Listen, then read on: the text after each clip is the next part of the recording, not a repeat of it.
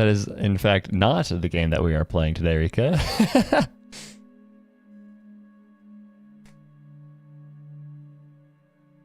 We are, in fact, not playing Persona. I was reacting my... Oh, okay. That was just you activating your Persona. Got it. Anyways, hello, everybody. How's everybody doing today? My voice is actually like lower than usual tonight this morning. I don't know what's happening. It's just like resonating in my chest more. I don't know. Oh, okay. But yeah, hello everyone. My friend is currently actively watching Arcane Act 2, and she is reacting to it to me in our text messages. And so she she texts me in this order after a couple of things. Jace question mark, Sallow question mark, what question mark, and then she said, oh, so he's crazy now. And I said, because I was really funny, I said maybe he's the only sane person left. And then she said the thing happened, and she reacted to that to me, and I was like, ooh, that must have hurt. Because that was my reaction when that scene happened, was Jace did the thing, and I was like, oh, that must have hurt.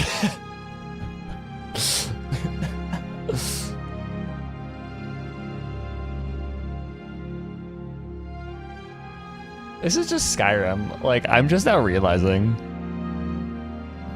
That's just the Elder Scrolls. But yeah. Someone was like, this is how it feels in game. Oh yeah. Oh yeah. Oh yeah. Well, okay.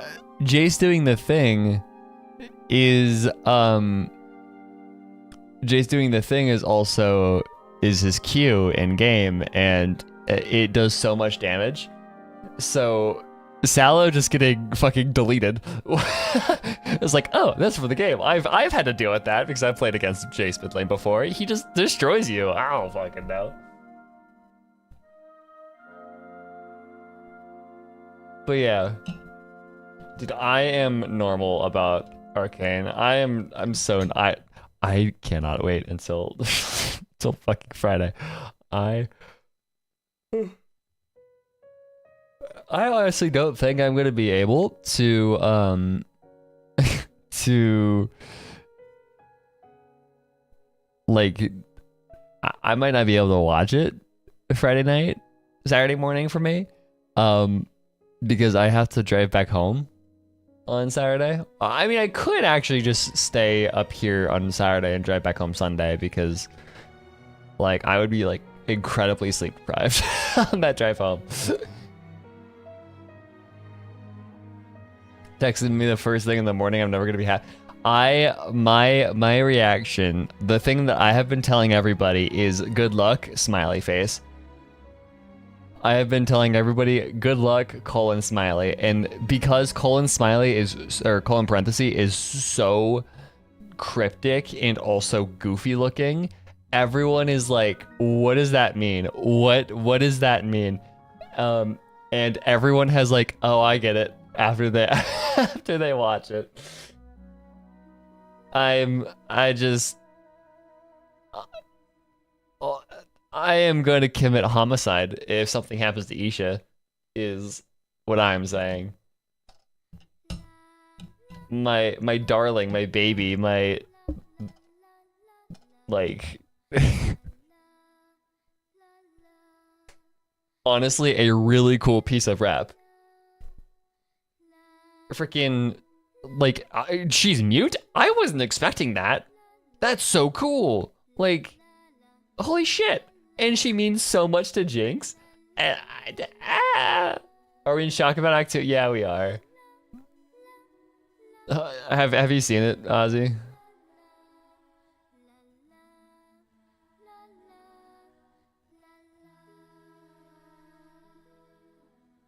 Yeah, okay, good. I'm not spoiling anything by saying that. I fucking love Isha. Sure, the scene in the tunnel with the fungi. Ah. I saw somebody on I think I was on Blue Sky point out that that's a parallel to Jinx's monkey clappers from Act 1 of Season 1. That Isha is kind of her grown up version of her monkey clappers. And the ending of episode 6 is a parallel to that. And I was like, fuck you for pointing that out. I swear, if something happens to Isha, I am going to personally show up to Riot HQ, and I am going to have a strongly, or Fortiche, or whatever, I'm going to have a strongly worded conversation with the writers.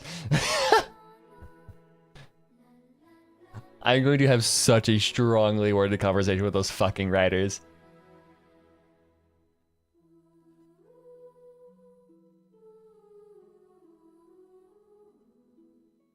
But yeah, I love she. Honestly, Isha might be one of my favorite characters in the entire show. Like 4, 5, and 6, episodes 4, 5, and 6 are first of all some of my favorite episodes in the entire show. 5 and 6 are up in my top 3. What are those feelings good or bad? I love Isha as a character. She's adorable and precious, and she means a whole lot for another character. But she's the cliffhanger that we were left on episode 6 implies things that I don't want to have happen. That's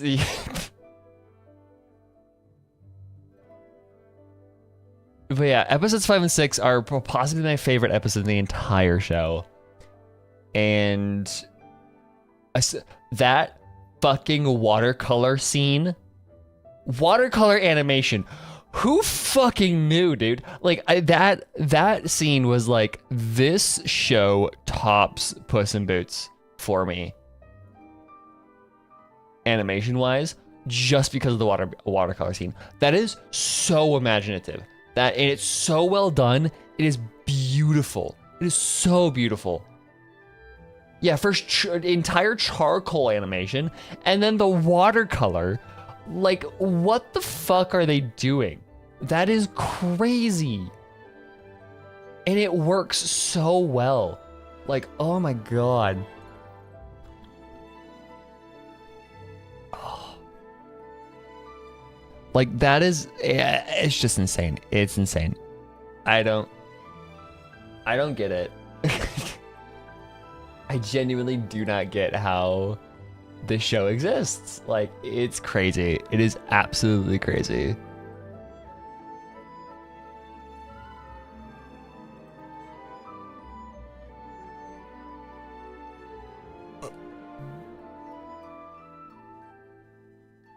Arcane is kind of the show that proves animation is just a better medium. Honestly, true. I think the only thing that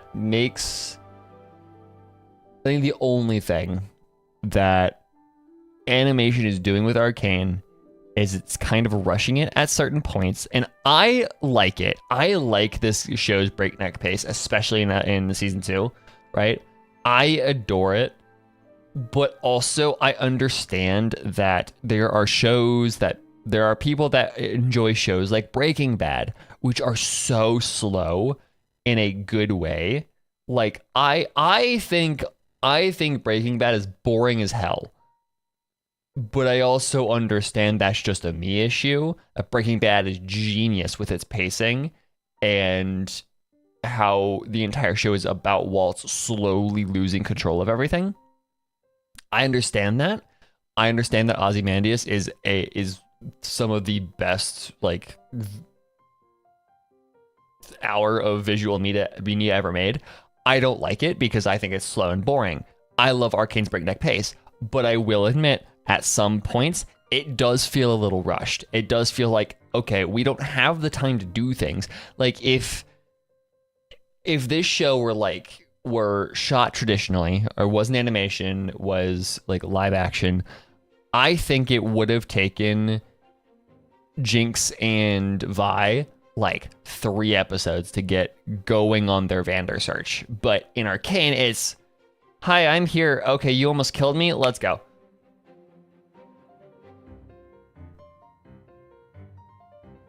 I think the way it's distributed in live action. Yeah, exactly.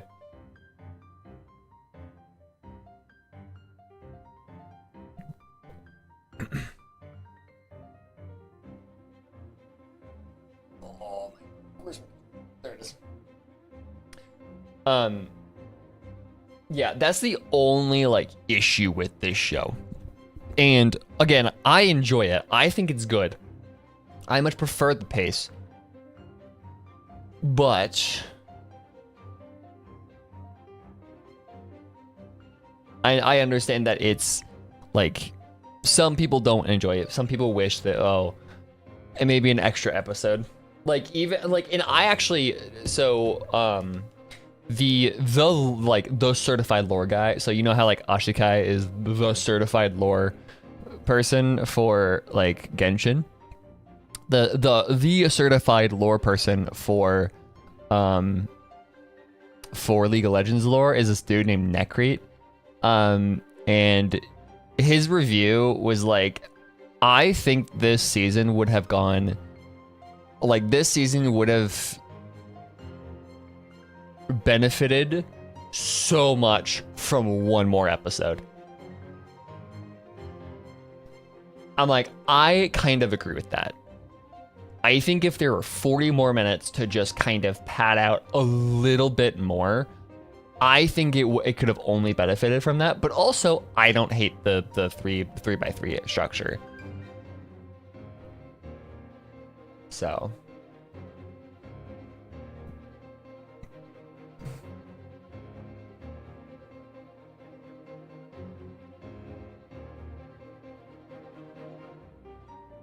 But yeah, if this show had done shit like fucking Breaking Bad, I would have.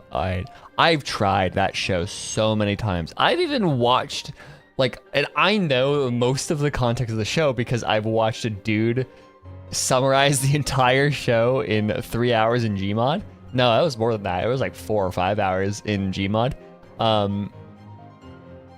So like, I know the beats of the show. So me watching Ozymandias made sense. Like I knew what was happening in Ozymandias. I tried to watch Ozymandias. I don't get, like, it's so fucking painfully slow. I hate it. I hate it so much.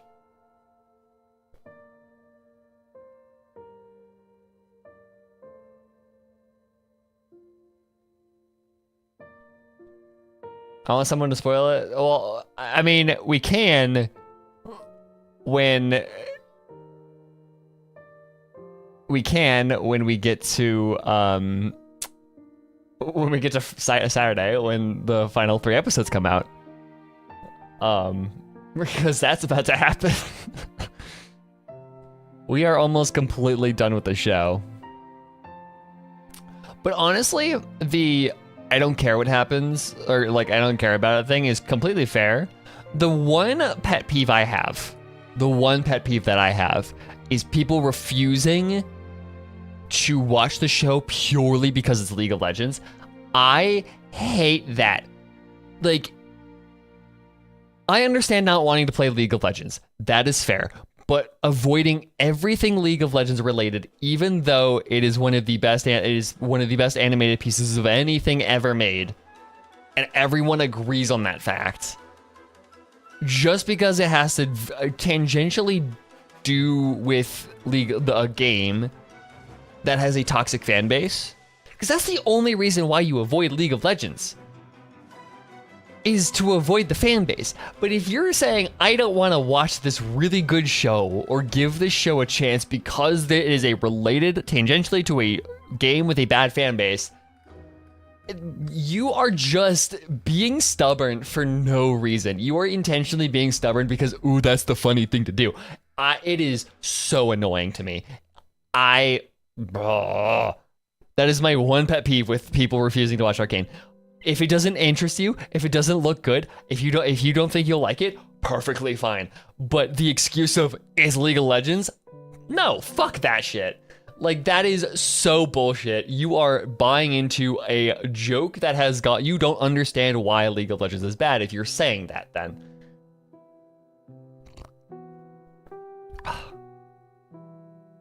That is my one pet peeve. What if it's both of those? If it genuinely doesn't look interesting, then I don't care. If it being related to League of Legends is just all the more reason, that's fine. But if the is related to League of Legends is your only excuse, yeah, because like I've like in the server that I moderate, like I've been in chat with a couple of people that are like, oh, it looks really interesting. I want to get into it, but it's League of Legends, so I'm not gonna. I'm like, fuck you.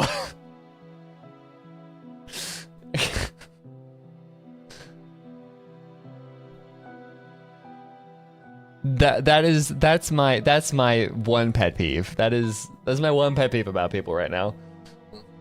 Anyways.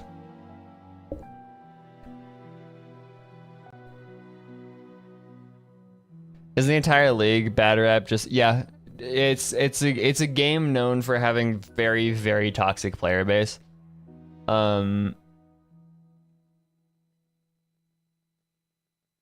That's it. That's the entire thing. It'll be a good show for now. It is. It's insane with the symbolism and details in every scene. Yeah, that's the entire, but like, yeah, it's just a very toxic player base just because of the kind of game it is, but yeah, hold on. Why are you like this? Blah, I need to fix something. Hello, Yuki. Welcome, welcome.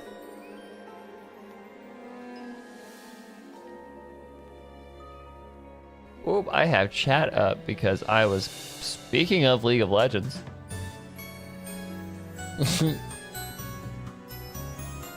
Okay.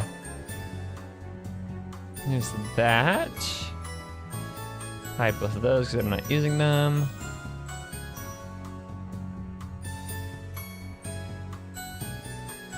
Yeah, it's not fair to judge a show because of the players of the game it's based on. And even then, like,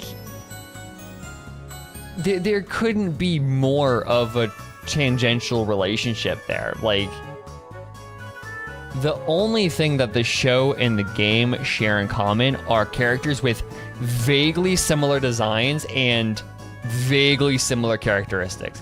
That's it. Like, Jinx in the game is way different from Jinx in the show. Vi in the game is way different from Vi in the show. Like, that's it. And the character, like, the lore hasn't actually been relevant to the game since 2014.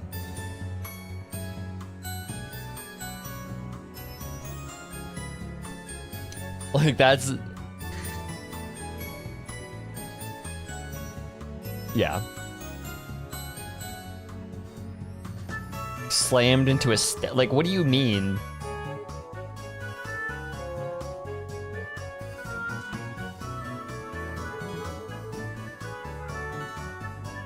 They saw Vi and we're like, we're it's like a... Yeah, because like Vi's design in game, they've gotten better about this, right? But hold on, tangent.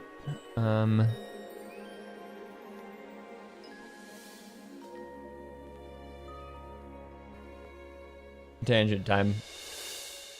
But they've gotten better about this, but designs in League of Legends have historically been very, you know, sex appeal. But Vi was interesting because she was one of the only female characters that positioned the camera below her eye level. So it was she has power over the camera, over the viewer. That was kind of progressive for the game at the time. Because all of the other female characters are, you're looking down on them, you have power over them, that kind of thing. But she's still very, very sex appeal. Like the belt, the really big belt around her really thin waist, and she's built very femme, even though she's supposed to be this badass enforcer. But like now in game, like she's actually built like a butch, which is cool, right? Like that's her character. That makes so much more sense. Caitlyn is even worse.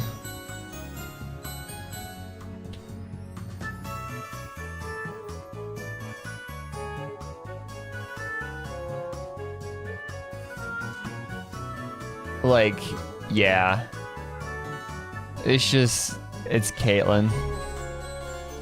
The big ass top hat is completely gone now with the show, which is funny. But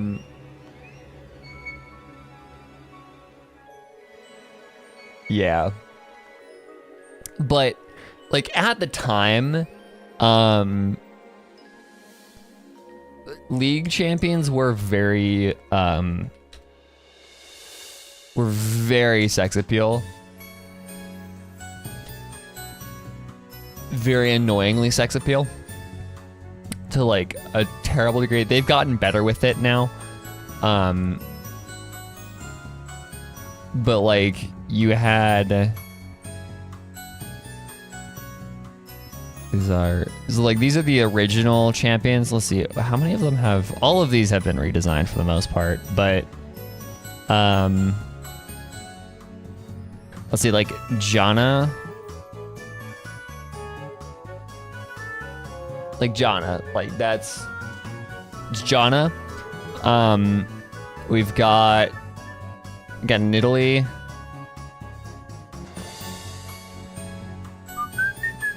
Yeah, this track actually does kind of slap. You got Nidalee, very, very, very sex appeal. Sona 2, Aurelia, but she was redesigned, so it doesn't really matter. But they've gotten better with it recently because they have. I mean, they still have those champions every now and then. Aurora's a good example of that, like literal fucking bunny girl. She's more cute than anything. I actually kind of like her. Because like the first time that they tried to do the anti-sex appeal thing was Talia, and look at what they did to my girl. They forgot to give her a skin for 4 years. like this is the first time they really tried to do a woman that's like not super forwardly sex appeal, and she is one of the best designs of the game, I think. But then they just ripped Talia. Yeah. She was also important. She was like important to the lore for 2 seconds, and I thought she was like gonna be huge to the lore, and then Kai'Sa just kind of went into the void again, and then Talia just disappeared from the lore. Like she has not been relevant for the lore in years. my poor girl, my poor baby Talia. Oh, I am so sad.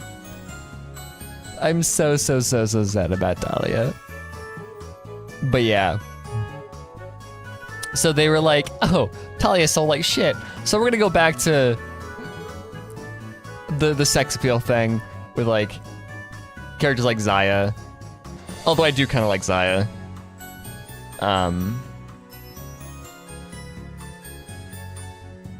With like Kai'Sa and Neeko. Qiyana was also a pretty big one. Lilia's a deer. Like I so badly want to go. Not Lilia. Are you talking about like who's the deer, or like there's a character named Lilia who is a deer. There's a character named Kai'Sa. This is Kai'Sa. This is Talia's most popular ship. Anyways. Speaking of lesbians.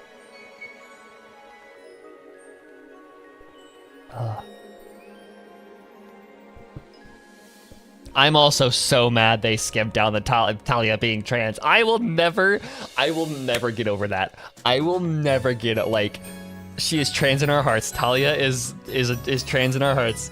They skipped out on that so hard. I'm so mad. Anyways, okay. Let's continue.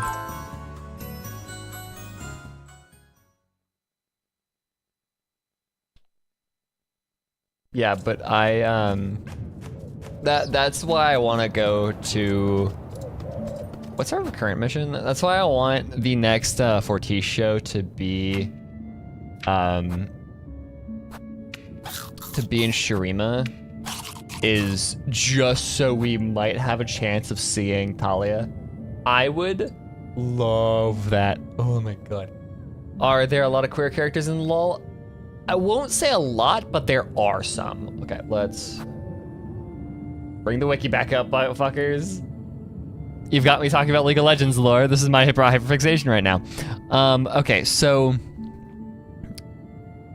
when Talia was being designed, she was originally meant to be trans, but they backed out on that pretty early on. So, but you can tell that was her original design intention because of the strong nose, the strong jaw, the you know, that kind of deviating from the particularly feminine design of female characters up to that point. So in our heads, that's just, yeah. But after Talia, there wasn't anybody. There were two characters, Diana and Leona, which they were both, the Fanon was oh, don't do that. The Fanon was that these two were gay for each other. And that was later actually confirmed. So that's fun that they're lesbians. But then after Talia, the first actually confirmed queer character is Nico.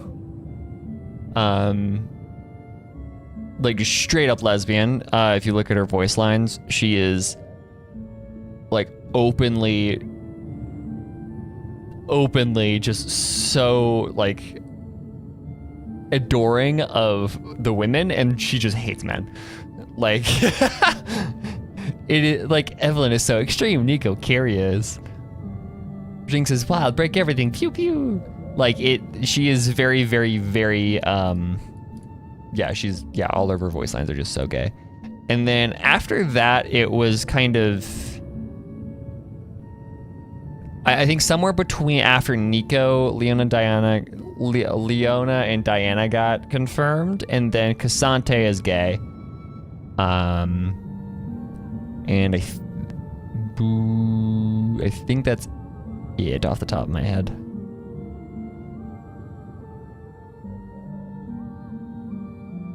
So we have 3 lesbians and a bear. is the summary.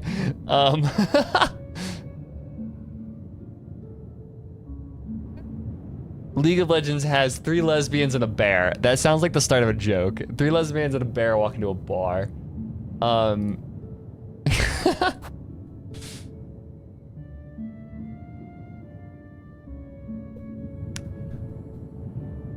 Mention HA3 world building is so fucking nonsensical. Yeah, I know, it's great. that's why we love it, right?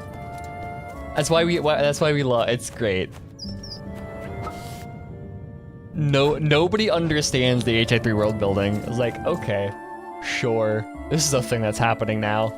It's kind of like surrealism, where it's like, oh yeah, okay, this is happening now. Sure, whatever you say, dude.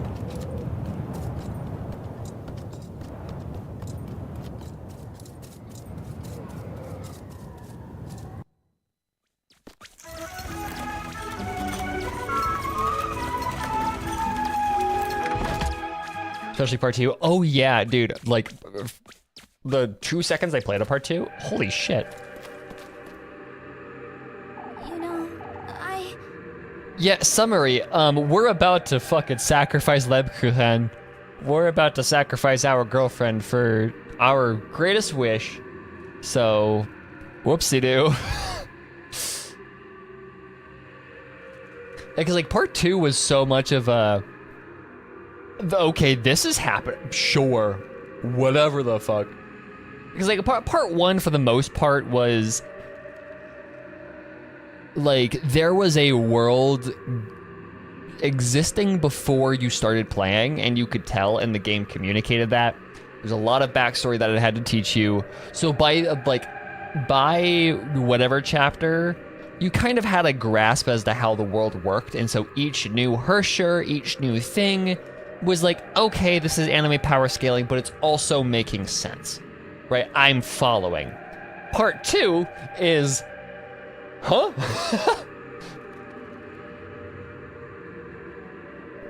Part 2 is like, what the fuck is that? Well, I don't, okay. There's an anchor now, and there's a dog that sounds like a slur, like, I don't know.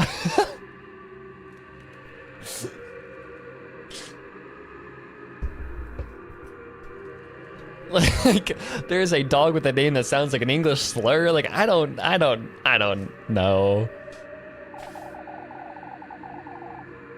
Yeah, and Mars is a supercomputer, and whatever.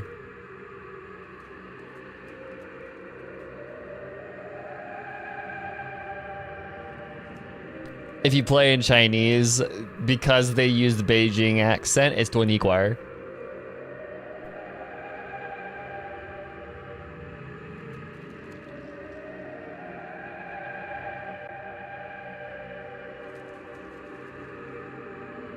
The fact that Vita is older than most Eons, if not, yeah.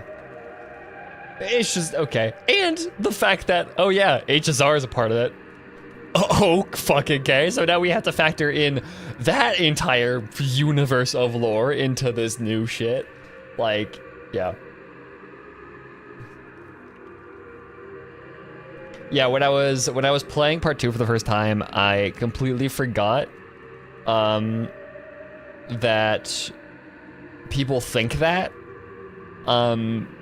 Because there are a number of words in Chinese that sound like the N-word in English, and people will joke about it and like, hey yo, what did they just say? Yeah, because like you have words like naga in Niguar, which depending on your dialect sounds like the N-word.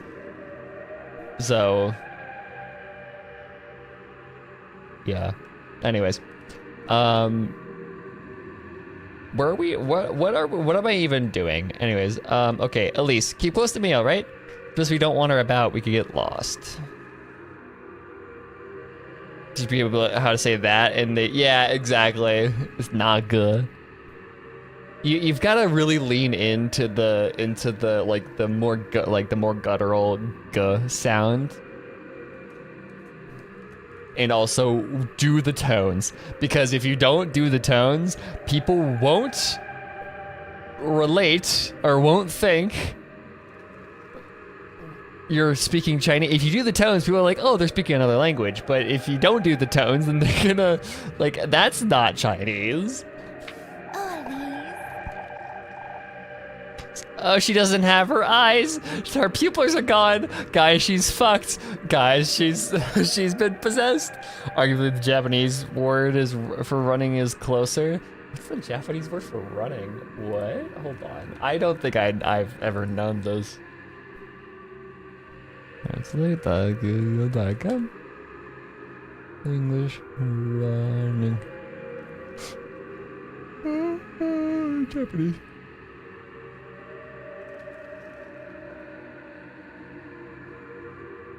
Oh, yeah.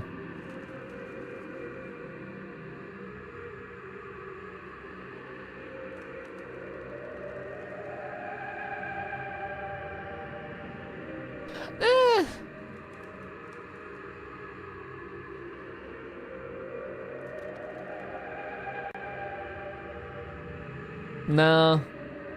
I wouldn't say that's closer.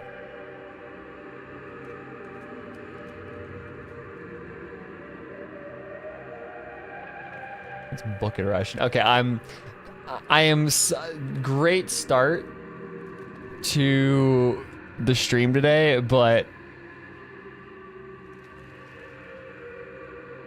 okay, yeah, no, that's better. that's more like it. I didn't even have to listen to it. I just had to look. I just had to look at the what Google said. It's oh god, yeah, that's the closest you get. Anyways, Lebkuchen is not Lebkuchen anymore. She is, yeah, lesbians. Yep. Tragic Yuri. Since Monday, I suppose. It's so beautiful. I've never seen so many butterflies in one place. Doomed by the narrative? Yeah, we do. Like, I don't understand what Elise's like thought process was here. Is like, oh yeah, how do you not know that you're pretty much dooming her to die here? I don't know if I'd call it beautiful, but what it is, Elise.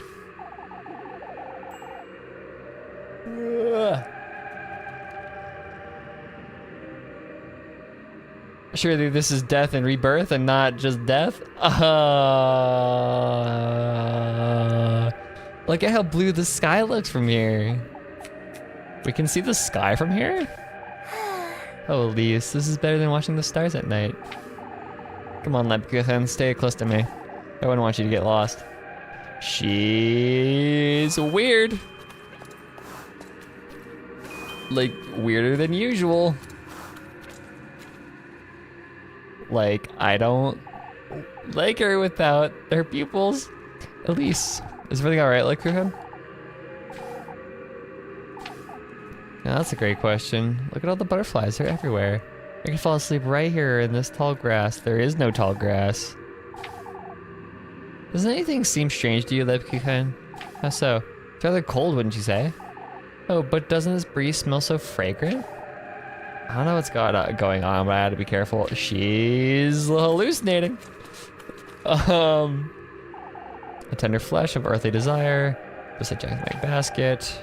Oh, yeah, okay. Makes sense.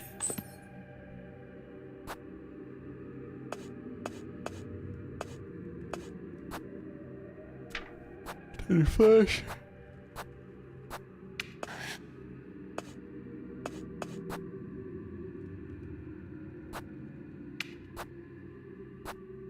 Place sweetest nectar.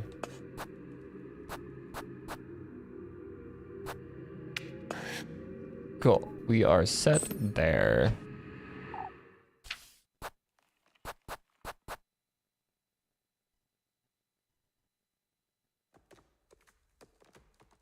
Also, whenever you say death and rebirth, I think of Evangelion, which is not the image that I want to have in my head right now. All things considered. Hold on. Ugh. Staying up until 4 a.m. to watch Arcane fucks you up. Even though that was Friday night, Saturday morning, oh god, fuck. Because like, it comes out for me at 1 a.m. on Saturday. So, yeah, it's, ooh.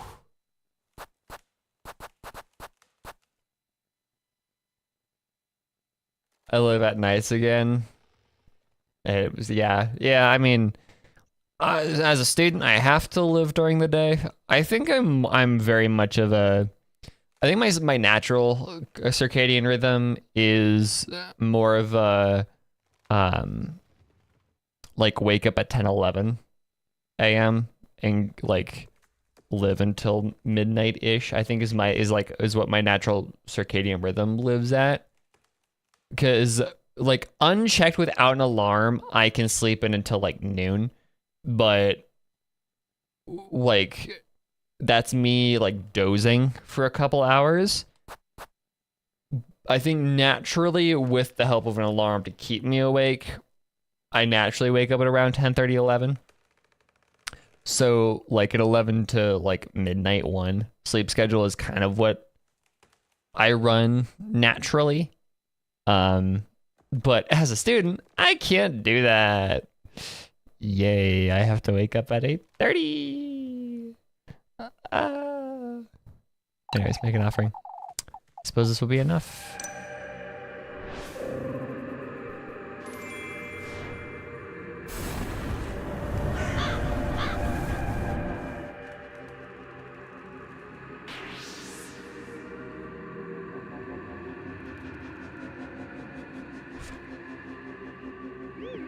The one thing being self-employed does that's good for you is you get to just work on your own sleep schedule. Like that's the only good thing about being self-employed is morning people are an oppressive class is my hot take, is that's my radical stance is morning people are an oppressive class because if you are a night owl, you're fucked. I'm very lucky in that my sleep schedule can work either way. My circadian rhythm can work either way for either morning or night. I'm very lucky in that. But holy shit, I feel bad for night owls. Oh, I've never seen so many together. All these fireflies, Elise. She is not okay. She is in another world. Like where did the shrooms come from? Fireflies. What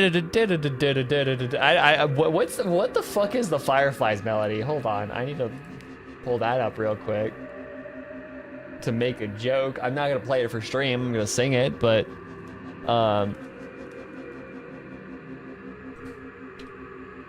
you would not believe your eyes. 10 million fireflies.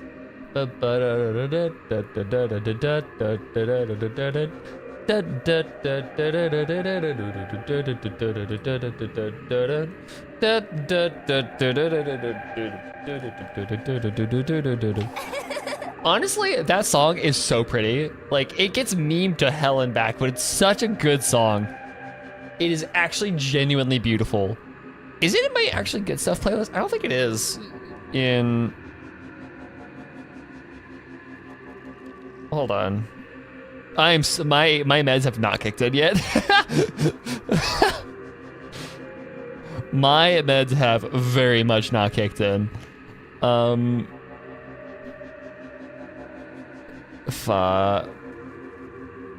Fireflies. There it is. Add to playlist.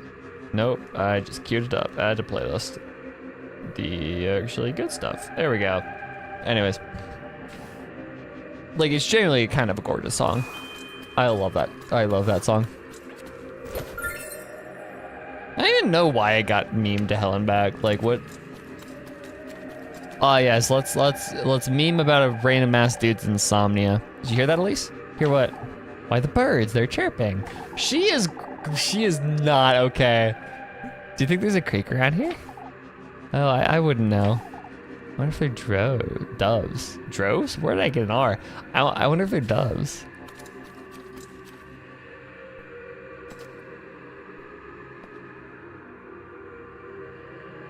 Hello, Golden Maiden.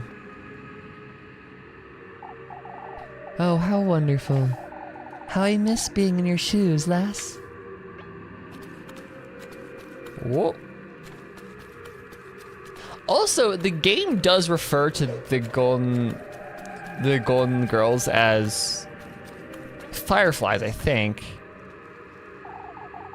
Putting all your eggs in one basket, are you? Not that I can blame you. Whoop.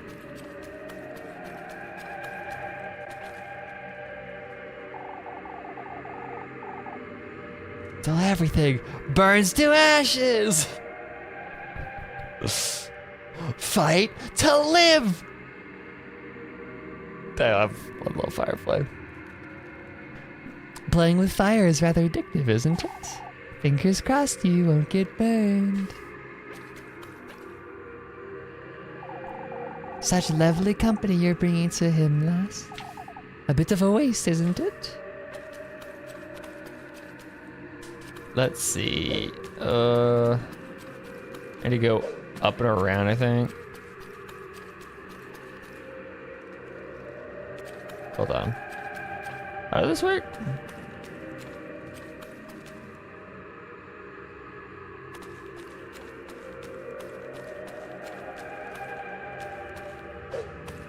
Like that.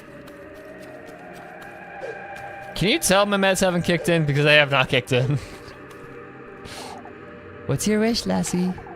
I promise I won't tell.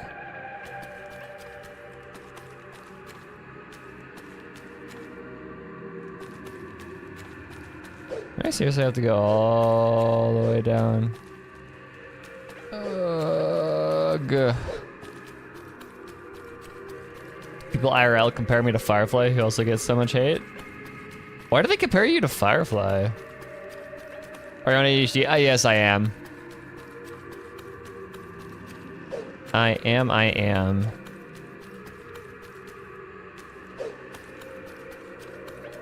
Dude, for the first time ever, my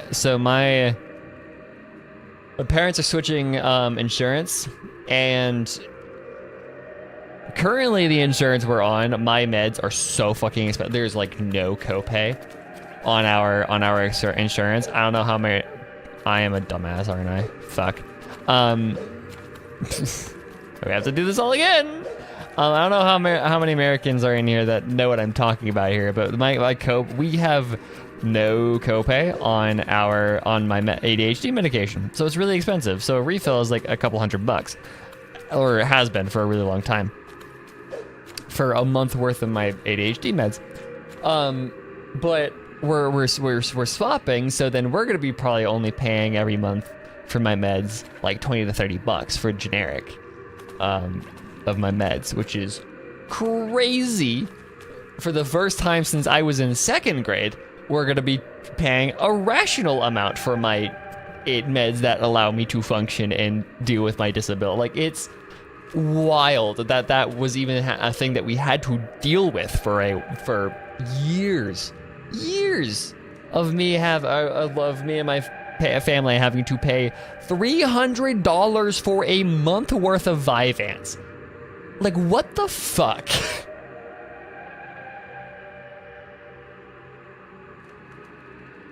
I get so irrationally mad that, like, even now that Vyvanse is generic, Vyvanse went generic. The company that actually, like, Vyvanse is the brand name. The actual drug is lisdexamfetamine, but lisdexamfetamine, Vyvanse lost the patent for it, so it went generic now. And so the generic brand for me on my current insurance is like $150 for a refill for a month.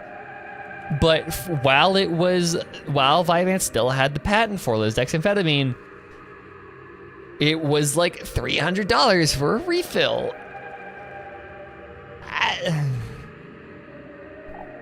It's so dumb. It is. I hate it. I hate American healthcare, but also I particularly hate the stigma against stimulants. Because people hear the amphetamine part at the end of my drug and they're like, oh, so it's meth. I'm like, no. Meth is a different drug. It is in the same family, but it is completely different. If you take this drug, helps me function. If you took it, you would probably be bouncing off the walls like you just drank like 7 Monsters in a row.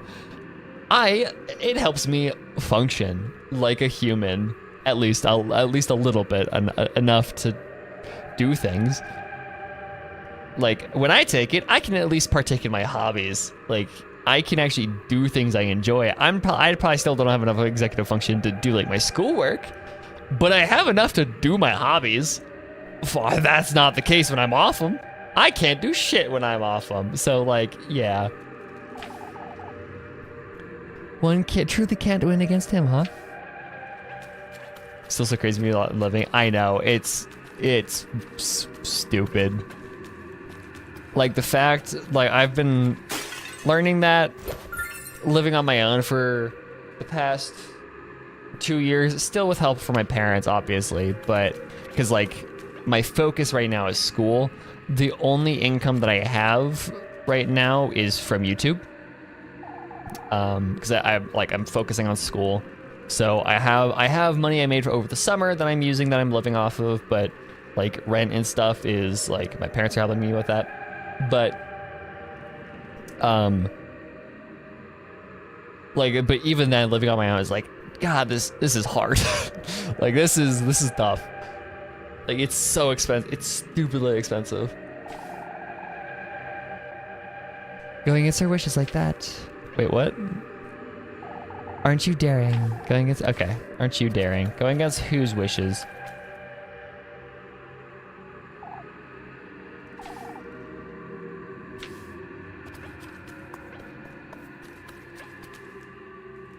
And guess what, everyone? It's gonna get worse. It's gonna get so much worse. I'm so excited for the next fucking however many years. Anyways, my, aren't you generous? I've been looking forward to having that friend of yours join us for dessert. Hopefully she gets to live. You're almost there, lass. Oh, how exciting.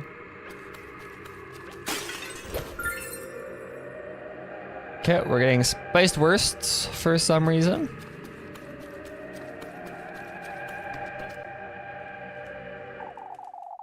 Sweetest nectar, to be drunk in earnest. I suppose this will be enough.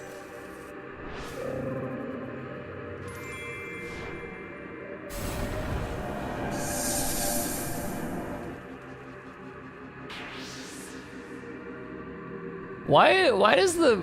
Okay, so there was a drawing of two people. Why did one of them have like one eye? Okay, a fountain.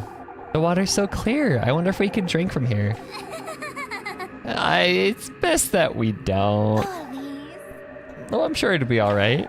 Fountain, is she saying something I'm not? Yeah, she is. Okay, so why does the person on the right there have only one eye? Mind what you say? Okay. I don't know what's gotten into her, but she's saying things I'm not. I have to hurry and leave these testaments where they belong.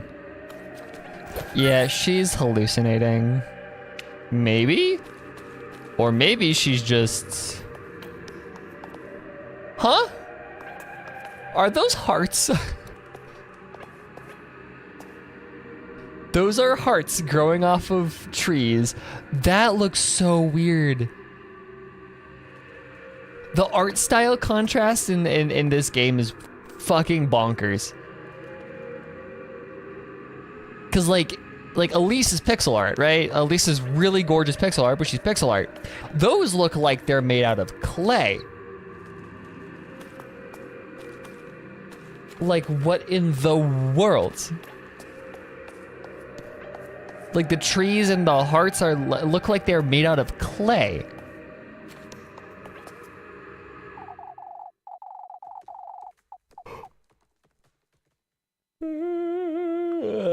Oh God, I'm still so tired. The good company, the object of one's affections. Make an offering. I suppose this will be enough.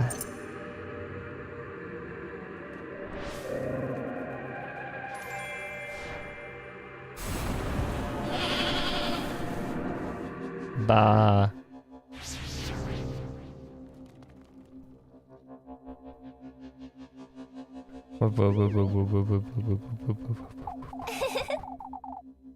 My, I didn't know you had it in you.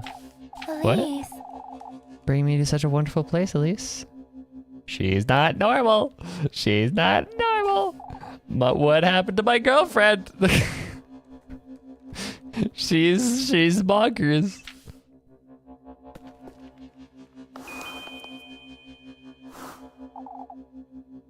Also, I get a particular kick bringing it back to Arcane as my entire next like month is gonna be. I'm so excited to get my family to watch Arcane. My parents still haven't watched it because my dad has he's just been watching Curse of Oak Island, but because he's that kind of man.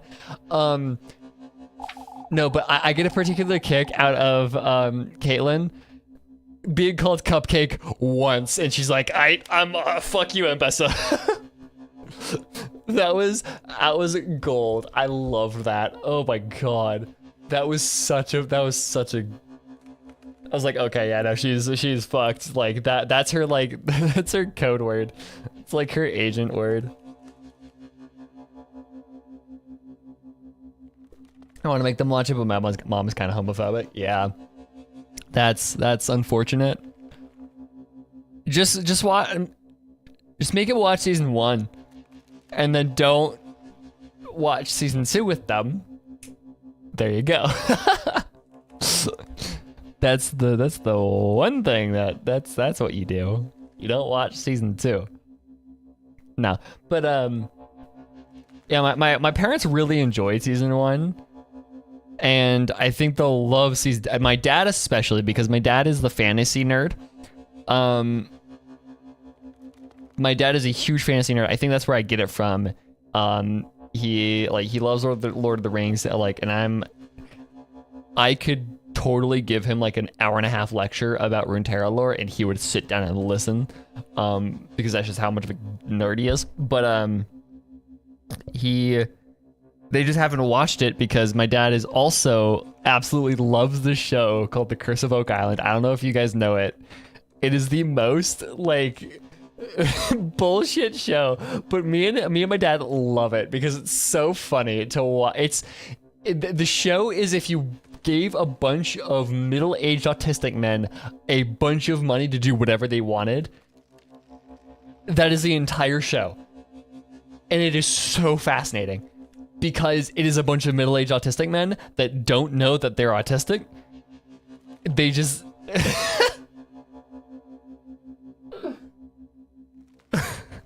It is the funniest show. It is so good. It drives my mom nuts. Like, she hates it. Because the entire conceit of the show is that there is a treasure...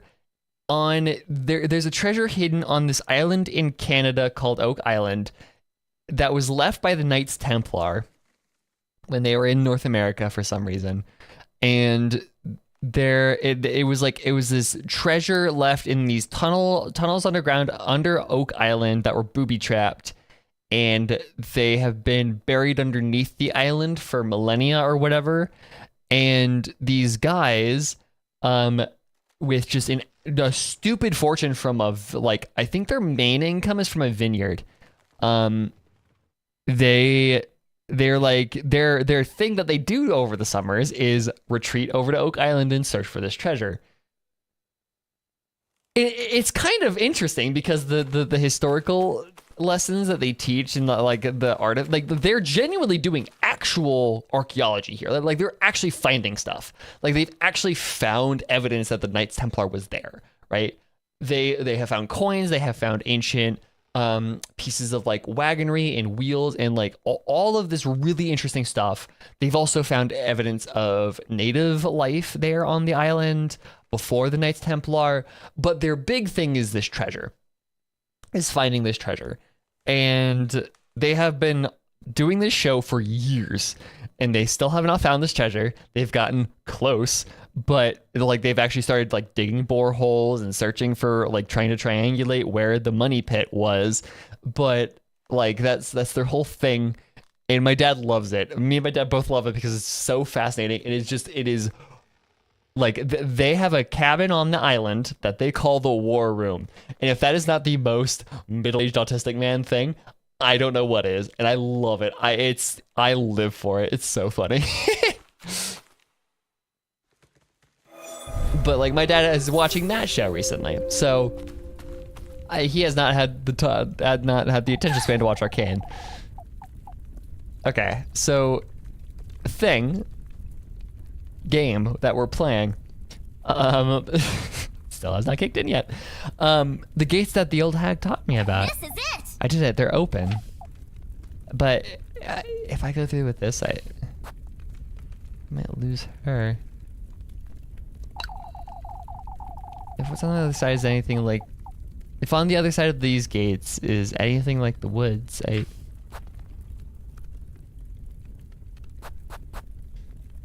Okay. This is our final choice of the game. Do we...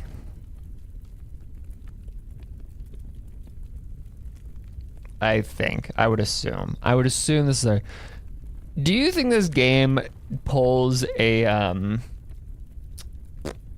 what's that game? Swapper? No. No, I think it is Swapper. The game that deletes your save file right before the most important choice of the game. What is it called? Like Swapper? Yeah, the Swapper. That game that deletes your save file, right? Do we think that this is gonna pull a Swapper on us, or do we think it's just we can save scum the other choice? Like, that was just, yeah, no. So, the funny thing about Swapper doesn't tell you that it does it, right? The ending choice is insanely like high stakes and crazy and morally complex. And it doesn't tell you that it deleted your save file right before you make it. So you can't save scum it without replaying the entire game. It is so smart. It is so you have to live with your decisions. Like there's an entire video by Innuendo Studios about it. He talks about it in the context of Life is Strange. How Life is Strange does a similar thing by not having the payoff, because like save scumming is technically a mechanic in Life is Strange, but the outcome of some of your choices in Life is Strange don't happen until like hours later, so you can't save scum it. But like he brings up a Swapper with the Bay or Bay ending, and he's like, if there was ever a game that needed a Swapper, it's this. And like, that would be really funny. But yeah. What do you mean unless? Okay, so okay. I have a feeling if I say I can't go through with this, I have a feeling that somebody's just gonna fucking kill us. Like, I have a feeling, like, he wants this to happen so badly. No, it literally deletes it from your system. It deletes your save data from your system. Like, it's not just like, oh, it like in your Steam path files, it deletes the save data.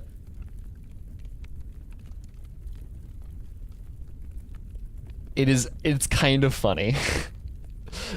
Unless you like copy, I think maybe you could copy the file to like your desktop and have it chill in there elsewhere on your file system, and then you do it and then it deletes your file, and then you can just reload the save into the thing. But then it's like quit the game, copy. Yeah, okay, yeah, fair enough. I don't know that much. I actually haven't played Swapper before. I kind of want to, so I don't know. Like, I don't know if it can do. Well, because you also have to. Yeah. I was about to say, I wonder if it has like an Undertale sort of thing where it knows if you do that. Because I also love Undertale for that. I love Undertale in general, but like, I love Undertale for that reason, where it knows when you fuck with the game. Does Deltarune do the same? I need to play Deltarune. Does Deltarune do the same thing at any point, or is it, like, it's lacking of a character like Flowey for the most part, as far as I know. Unless it does, and then that would be really cool. I'm not sure yet. Okay. What if it does, but like only in chapter 3? 4 or 5? 3? There's a genocide route. Well, okay, but Flowey yells at you for save file fuckery even in the first like couple minutes of Undertale. It might be because the game isn't over yet. Yeah, true. Which Toby Fox did say 2025, 3, 4, and 5 are coming out. I'm like, oh yeah. I'm very tempted to play Deltarune. Wait until all 5 chapters are out. But yeah, no, Flowey yells at you for save file fuckery even in the first couple minutes. Because like you can like if you hurt Toriel and lock yourself into neutral and you redo it, Flowey knows. Flowey will say, oh, you have to live with your mistakes, you little shit. But even if you like do anything to the save files, even before you meet Toriel, Flowey will give you shit for that. It's actually kind of funny.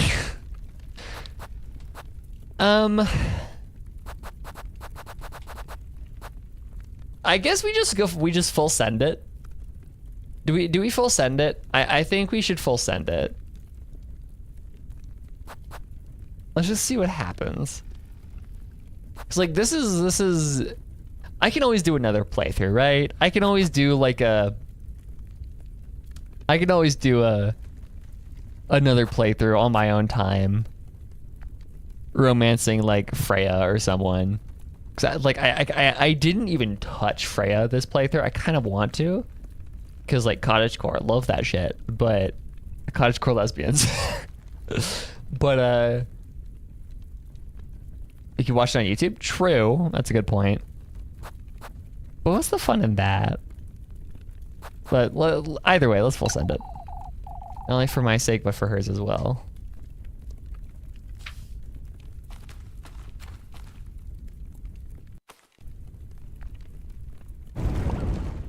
So one of my friends just texted me, would you consider yourself living like Larry? Hey, Lebkuhead, where'd you go?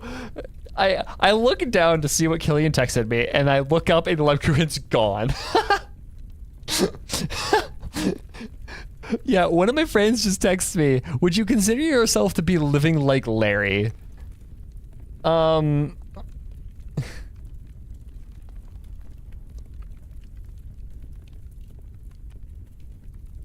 No, Larry is not mentally ill. That man is neurotypical as fuck. Okay, anyways. Who's Larry? A SpongeBob reference. Living like Larry is a SpongeBob reference. Me and Killian absolutely love SpongeBob. So we like, it's funny because in our friend group, me and Killian are the only people that grew up, like Killian's popped into chat every now and then, but me and him are the only people in our friend group that grew up on Nickelodeon. Everyone else was either Disney, or we're like Disney kids, which is fair. But me and him are the only ones that grew up on Nickelodeon, and so I grew up with SpongeBob, and like I love that show, and like I don't have an encyclopedic knowledge of it, but I know so many references of it. I also grew up during the time when SpongeBob was like the peak of meme culture. So there are so many quotes that are just burned into my head. And so Killian will just make a SpongeBob quote and I'll finish it for him. My friends will have no idea what we're talking about. And so we clarify, oh, it's a SpongeBob thing. Like, where'd she go? She was taken? I've come this far. I had to go meet him. She got yoinked. They're missing out. I know. And we've tried to get them to watch it too. They refuse. Flock, you little shit. Flock, you little fucker. Oh, you've been the harbinger this entire time? Like, I genuinely love the show. I love Spot. I think it's funny as hell. The first couple seasons, obviously. I think it's funny as shit, but my friends do not agree. I need to make them watch the movie. I need to make them okay, because like one of my favorite jokes in our group is hold on. What is this? So one of my favorite jokes in my friend group is early on in our friendship, I expressed my very explicit desire. We were like, "Oh, what are you gonna do if like what would you do if you won the lottery or whatever?" We were having that discussion, and I said, and we were on our like, what's the weird thing that you would do? What is like obviously you would buy a house and like invest in a bank account, and so you'll never have to live, never have to work again, all that jazz. But we were like, what's the weird thing that you would do? And my answer to that was a couple years ago, the life-size replica of David Hasselhoff's torso that they made for the first SpongeBob movie was up for auction. And I said, my answer was like, if I won the lottery, I would buy the life-size replica of David Hasselhoff's torso that they made for the SpongeBob movie and hang it above my fireplace, like on my mantle. And none of my friends saw my vision. No one saw my vision.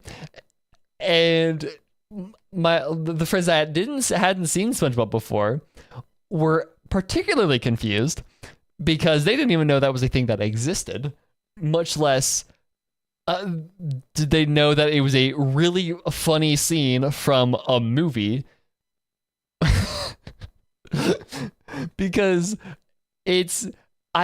there are so many layers to this that I find so fucking funny. Like, I grew up watching this movie. Great movie, incredible movie. The animation, hilarious. Like, the animation is so good. The jokes of the movie are so funny. But like, why do they put David fucking Hasselhoff into a movie for kids? Who knew? What kid in their right mind in whatever year in the mid-aughts that movie came out knew who the fuck David Hasselhoff was? Like, I don't. It is the goofiest shit. Because that's the only reason I know who David Hasselhoff is because of the SpongeBob movie. Like, I love it. And they made a scarily accurate replica of his torso at the time. And it's still floating around in circles, and I want it so badly. Like, the two weird things that I want to buy with a fuck ton of money is the David Hasselhoff torso, and in the United States, we have a chain of gas stations here called Sinclair, and their whole thing is this green dinosaur. That's their, like, is this green Bronchiosaurus, right? Shaped sort of thing. It's not exactly, but you know what I mean, right? And in certain locations, they have this big green, like, plaster dinosaur that they'll place out front of the locations. It's like huge. They're massive. And I want one of those. Like in high school, me and my friends were like, I want to go steal a Sinclair dinosaur. That would be such a funny heist. Don't steal a Sinclair dinosaur. But like, because we also found one on eBay for like 10 grand. We're like, I want that.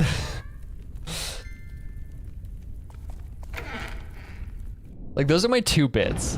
Those are my two bits that I like if I had obscene amounts of money, if I had like Markiplier level money from YouTube, those are the two things I would buy. I can't stay here. I need to find a way out.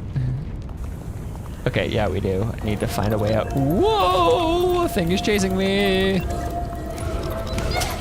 Ouchie. Hey, excuse me? What the fuck?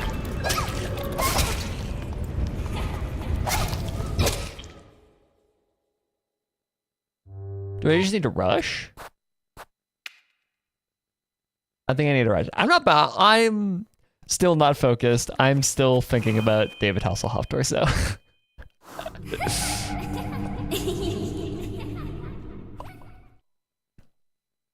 That man has the squarest pecs you have ever seen. It's really funny. Okay, off we go. So is it just a speed thing? No, it's not.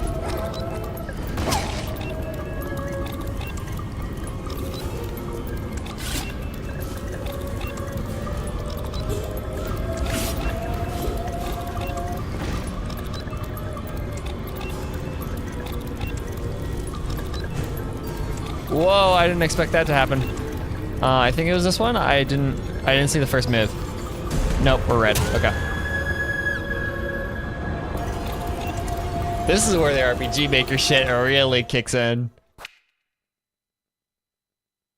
Like you have, I am glad I watched that Thaf9 video about RPG Maker horror games, because now I know that this is the point of these sort of games, is this really frustrating design that you have to replay.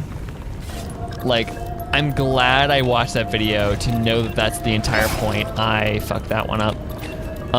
Because otherwise I would be really like pissed off at this.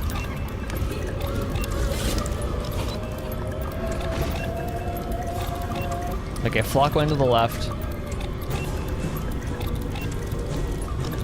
Middle.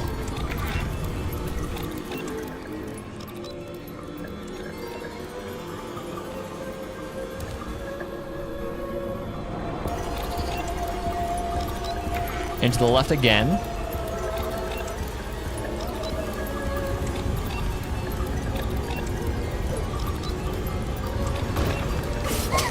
Whoa.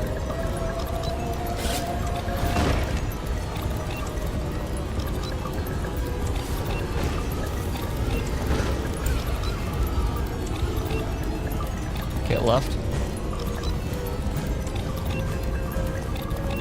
There.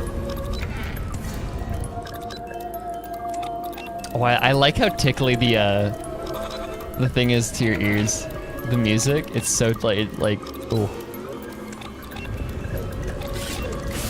Ouchie. Actually, let's pause it. Whoa, we might just get hit here.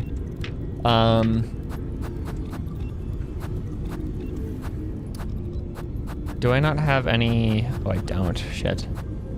Okay. Well, let's do this.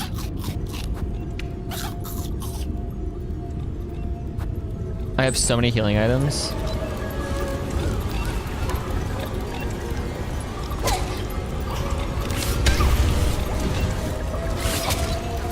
Left.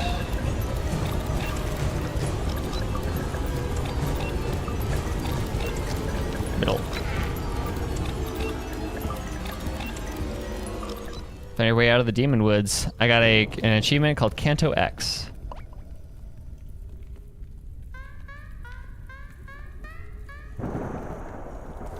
You know, it's literally the devil. I don't know what I expected, to be completely honest. A goat, a snake, a crow were the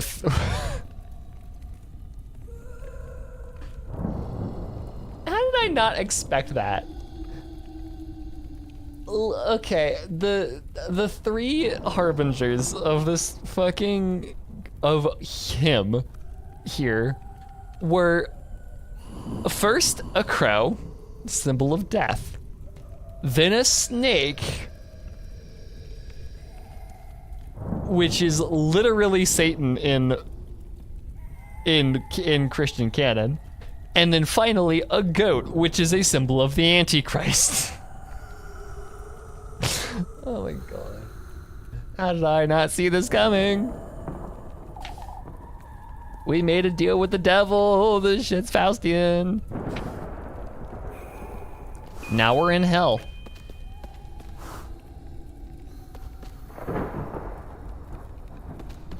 Like, I knew this was gonna end bad, right? I knew, obviously I knew this was gonna be bad because it's a fucking, like, I knew this was gonna happen, but also somehow I didn't realize that we were making a deal with the devil. Like, this is hell. We are in hell right now. Fire and brimstone and shit.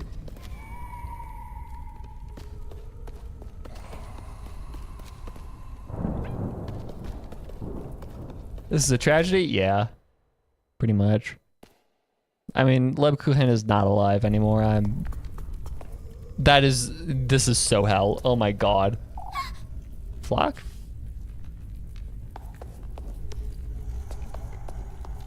Like, look at this shit.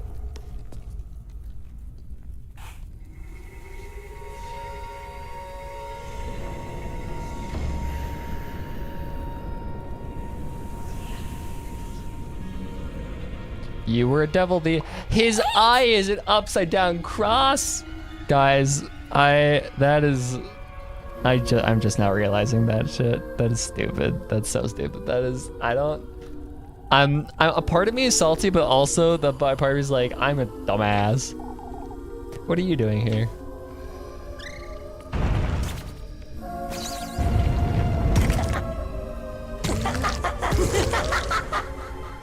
Whoopsie-doo. Ozzy. Hey, it's Ozzy. Guys, someone from chat is in here. That's no way. We meet again, Elise. What are you? Here, I thought you'd be happy to see me. I don't... Let's have a word, Elise. You've come here for a reason, haven't you? For my wish. Why don't we discuss this over the feast you brought me?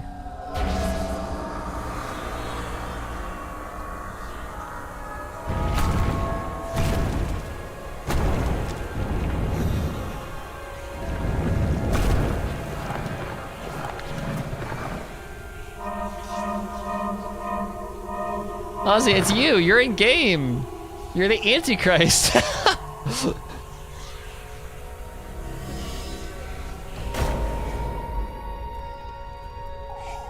Much better, isn't it?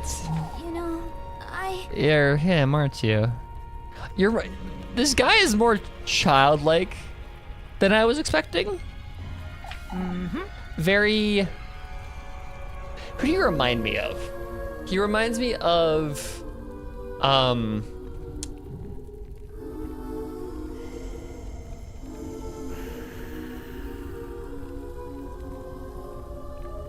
Oh, shit. Who am I thinking of?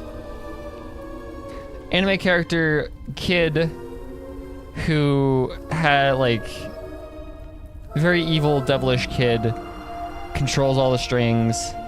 Who am I thinking of?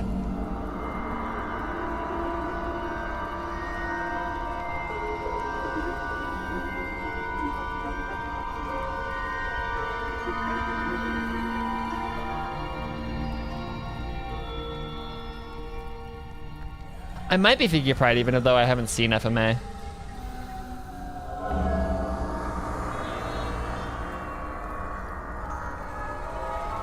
For some reason, my mind is trying to go to One Punch Man, but I know that's not the case.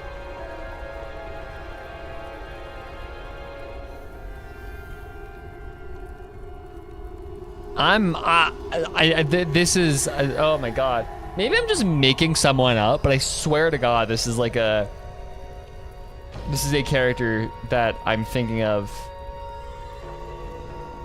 A real, like a very powerful kid. Character that's almost like satanic. I don't know. I see. Ozzy. Yeah, sounds okay. So I'm not the only one that's going fucking nuts out of this, and like it shouldn't be hard for me because I haven't seen very many anime. Like all things considered, I haven't seen very many anime.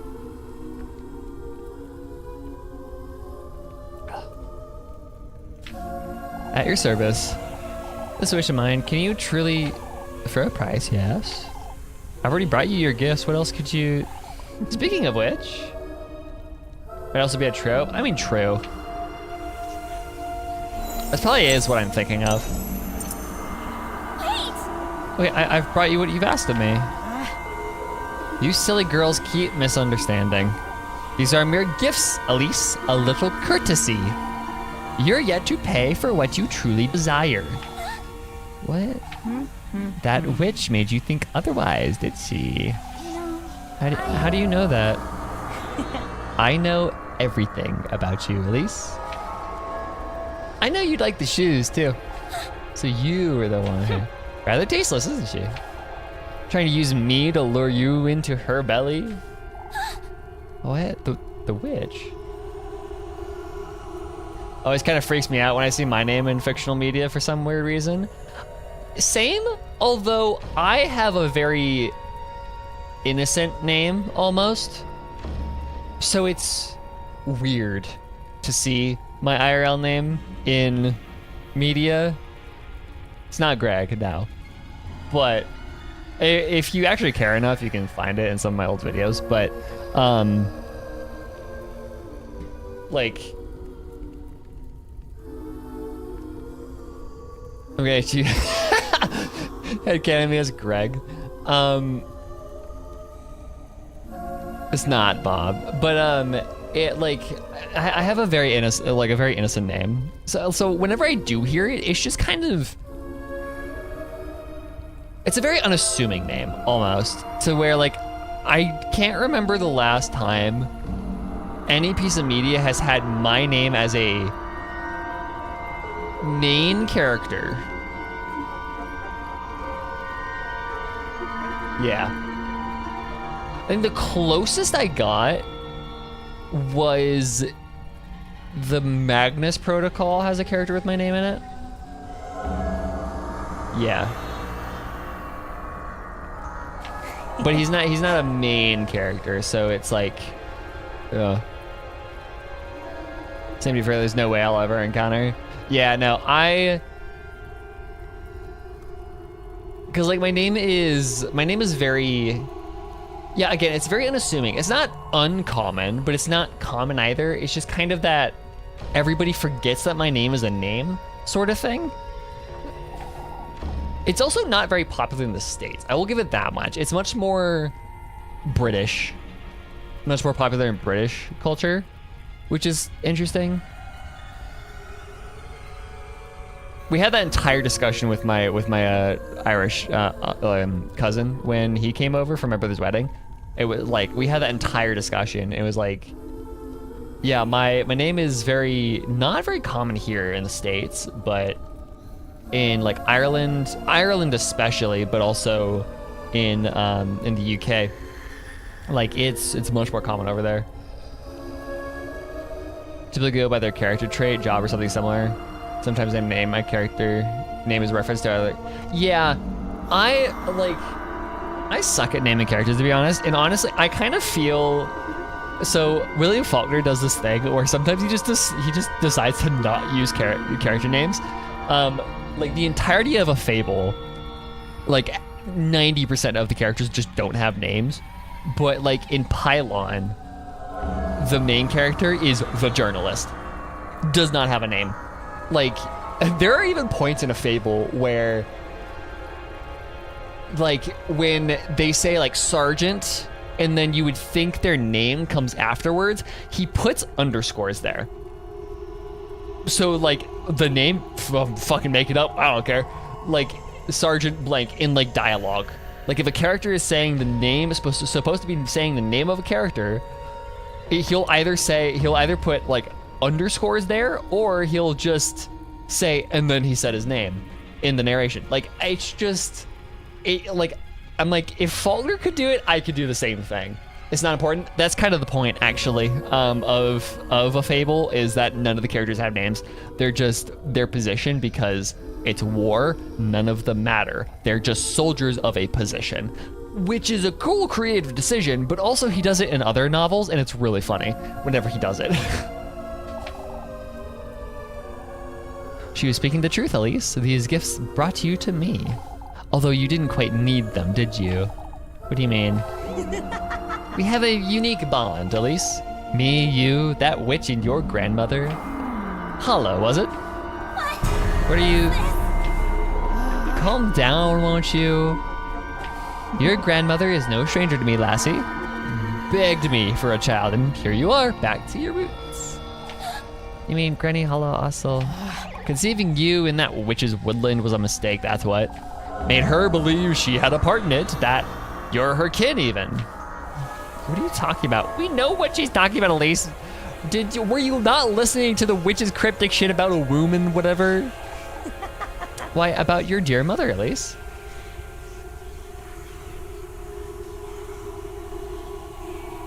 People say my character names are fine. Yeah, honestly, that's all you need. Like, character names for the most part are, like, unless you really want to play into a motif, then character names don't really matter too much. Like, obviously you have to make them have, like, at least some sort of ring to them. But unless you're fucking Orhan Pamuk and you name your character Ka in a novel that in Turkish is named, I think, Ka, that takes place in the city of Kars, right? Like, wait, what is snow in Turkish? Kar, yeah. Unless you're fucking Pamuk and you do that shit, then it doesn't really matter. Franz Kafka's main character name is Kay in both the castle and the trial. Yeah, exactly. Sometimes there's a reason. Sometimes there is a reason to do that, and whenever there is a reason to do that, it's really fascinating, right? The Faulkner not naming any of his characters in his war novel because to hammer home the point that none of them matter. Like, that's a big theme of a fable, right? Is in war, the soldiers that are doing the fighting don't matter for the fighting that the generals are trying to push, right? The generals and the higher-ups of the military and the government are doing the fighting, and they're throwing these soldiers that don't matter at a problem. That's the entire point. That's the entire conceit of the book's novel, or the book's message about humanity and all that. But in Snow, naming Ka in a book called Kar, which takes place in Kars, is a push for that idea of innocence that, like, freshly fallen snow has. Dude, if you want to learn motif, read Orhan Pamuk. There is literally no one else that does it better. Yeah, that sort of thing. And, like, Toni Morrison does a similar thing with her names, naming the main character of Song of Solomon Milkman. Like, yeah. There are cool things you could do with names, but if you don't do cool things with your names, no one's gonna really pay it much mind. It's one of those things where, like, if you can do something cool with a name, do it. But if you can't, no one will notice. Also, I just heard the sound effect from the tower, from the beginner's guide. That was the same sound effect. Anyways. My mother, the only mother I've ever had was Granny. Let's put that past us. You're here for a reason. You did good in bringing me your tender flesh and the sweetest nectar. Even brought me some good company for supper. For supper? Mm-hmm. So let us dine, Elise. What is it you wish for? Tell me more about what it is you desire, why don't you? Now that you mention it. What I want is... I can't hear you, Lassie. Speak up. I want to be rich. That's all I've ever wanted. Silence? My apologies, Elise. They're not so easy to tame, you see? You know, What are they, anyhow? Aw. My golden maidens, you ask?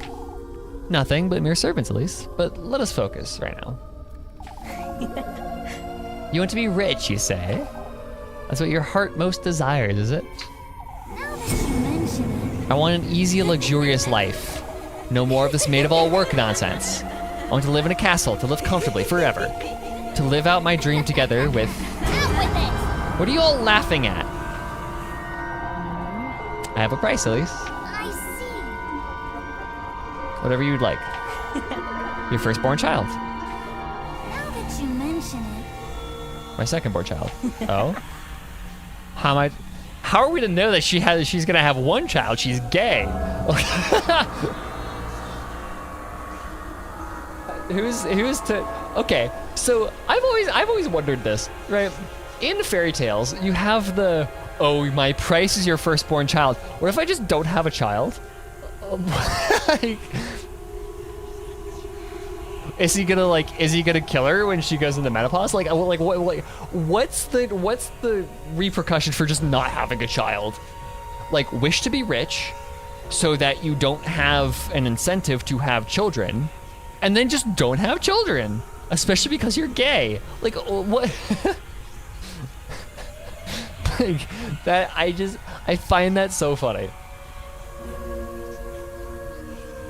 Is that so? Yeah, okay, there it is, Elise. How do you know I'll have any at all? Why, don't you trust me? I've shown you my loyalty, haven't I? I brought you your gifts, every last one. It's the least you could do. You're certain this is what you want, Elise? Wait, Lebkuchen is trans? I mean, this is assuming they are not infertile yet. All right. A luxurious life starting right this instant.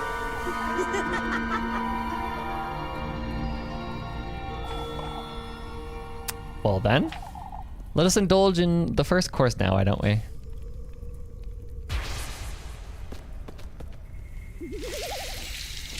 Hello, Lebkuchen. Elise! Sure, her pupils are back, so the witch is gone. What was the witch trying to do with her then? That's good!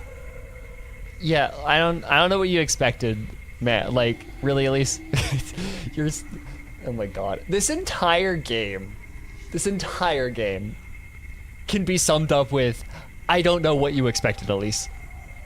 Like, that is this entire fucking game. I love it. Let us make a toast, Elise. This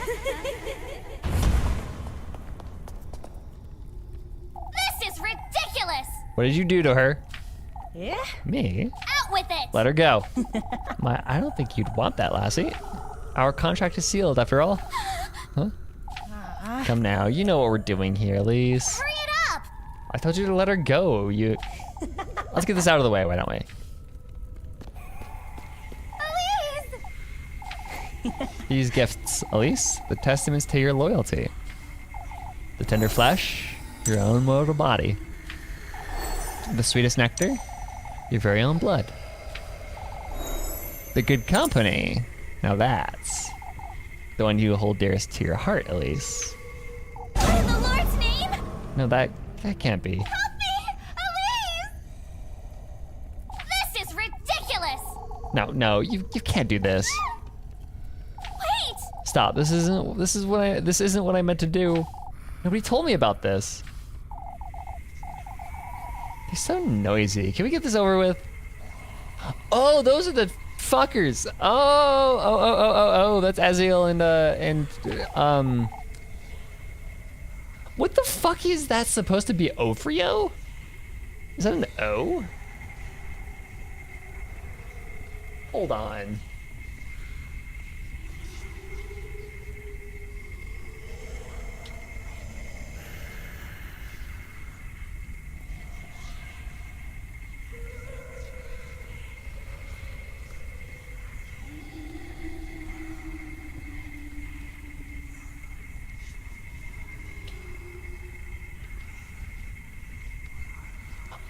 Oh, okay, it's Murim. That's an M. M-U-R-I-M. Okay. I could not have ever guessed that that's an M.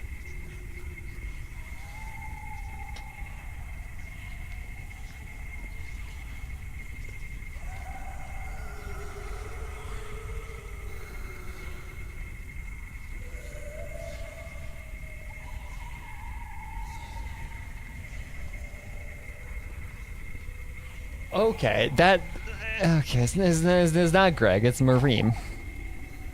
That's what I said, you lousy crow. Let us feast, Marie Mazayu. How could you, Elise? Elise! I trusted you. I trusted you, Elise. Help me!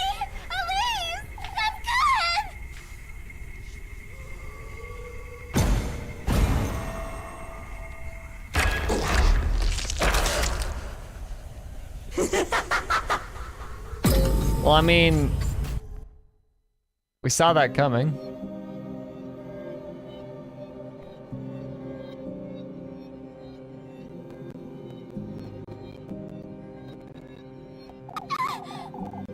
No, this isn't what I...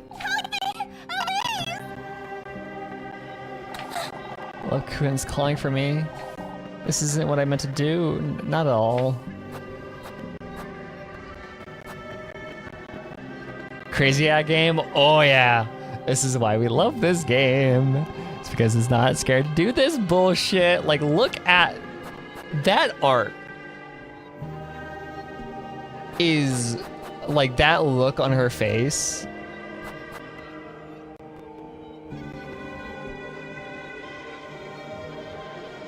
Surely this is Rebirth, right? Surely, surely.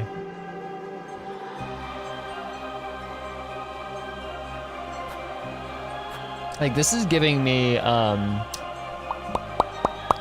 Promise Neverland vibes of like shit's fucked. That goat is transphobic basically, but like the goat is Satan and we know the real transphobic one is God, right? So like stop. Oof.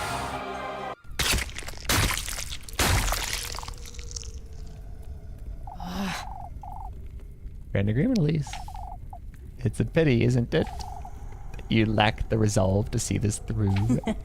Come now, join us, why don't you? And she becomes the Golden Maiden. Okay.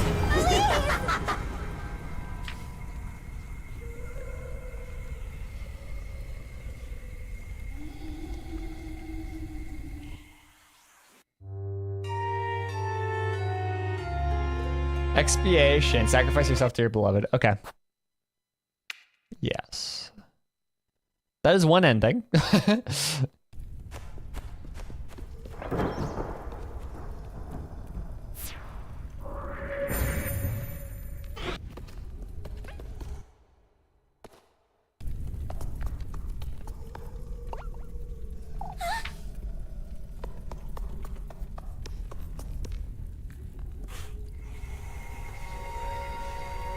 So we're gonna have to sit through this entire cutscene again, which is fine, but what I'm also gonna do, I'm gonna try and make it through this entire thing without breaking our deal with Ozzy.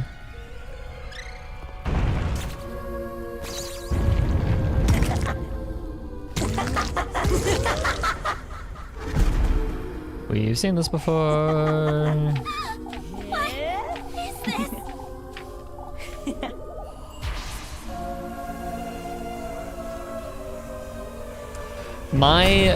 Okay, so one of my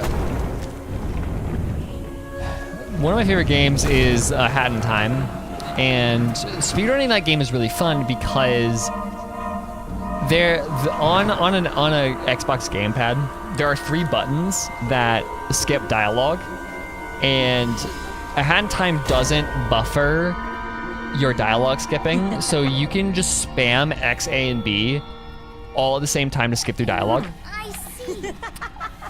And I think more games should do that. That alarm. Do you guys hear that? Wait. Let's see if we can listen for it again.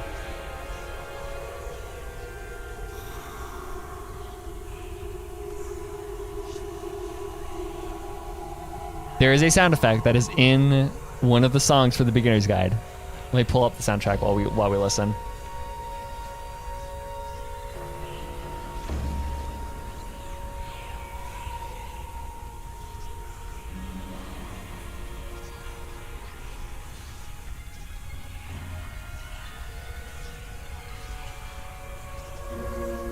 You're listening for what sounds like an alarm.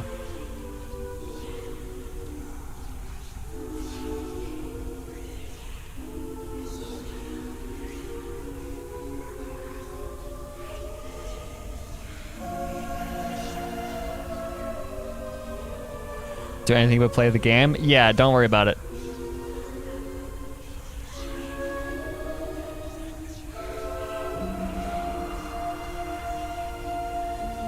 This is how all of my streams go.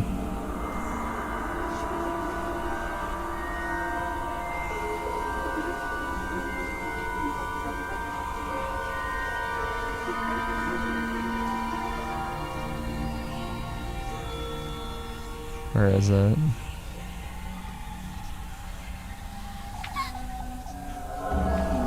That right there. It was right there. It was right there in the background. You know, I...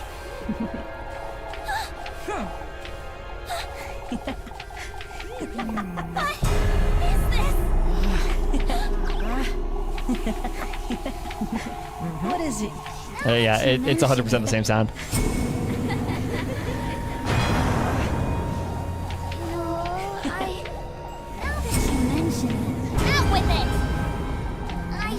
Yeah, tangents are very easy for me to go on. That is what happens when your streamer has ADHD.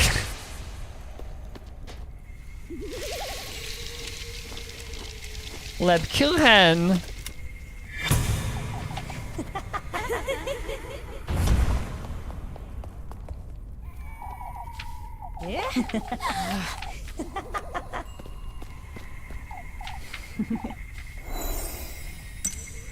I still don't know why. I'm still not entirely sure why the witch was. I'm assuming the witch was possessing her on the way here.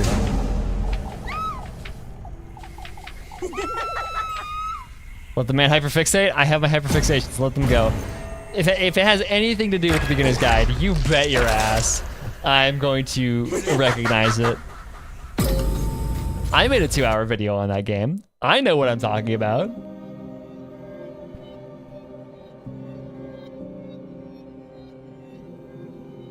Which I did record the voice lines for my next video, which is hopefully gonna be like 30 minutes and not longer than that, but who the fuck knows at this point.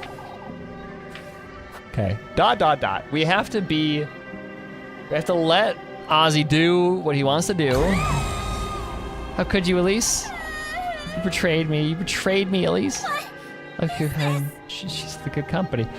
What the fuck did you... Again, what did you expect, Elise? You were... like... She's so dense. She's so... Oh no! The girl that I fell in love with is the good company. Like, yeah, of course she is. I need to... I can still save her if we die. If we do that, I can still stop this. Okay, Hans, she's gonna die.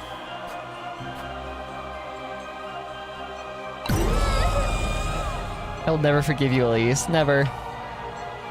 Okay, Hans, she's glaring at me. There's so much blood.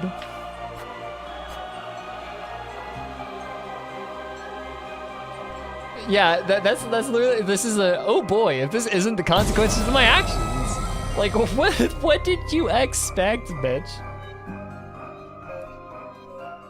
Like, this is, you saw this coming. I loved you, Elise. Hey, point of order here. Elise never said it back. How I loved you, Elise. Okay, she's...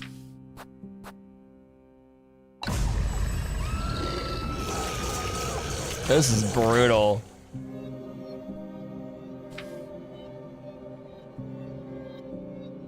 This is brutal. Oh, I am full. Bad ending either way? Yeah.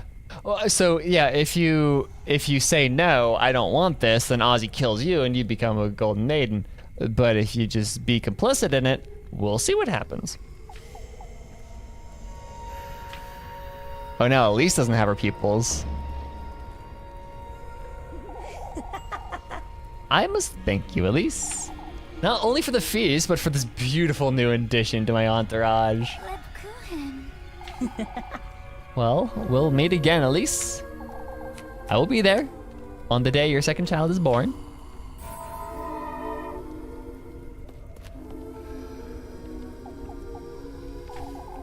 Until we meet again, Elise.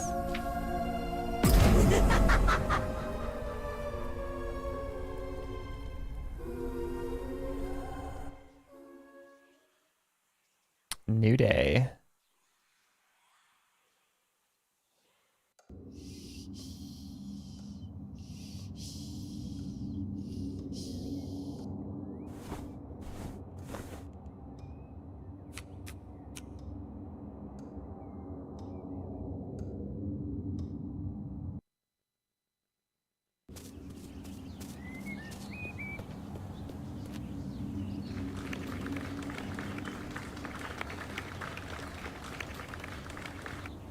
No happy music, yep.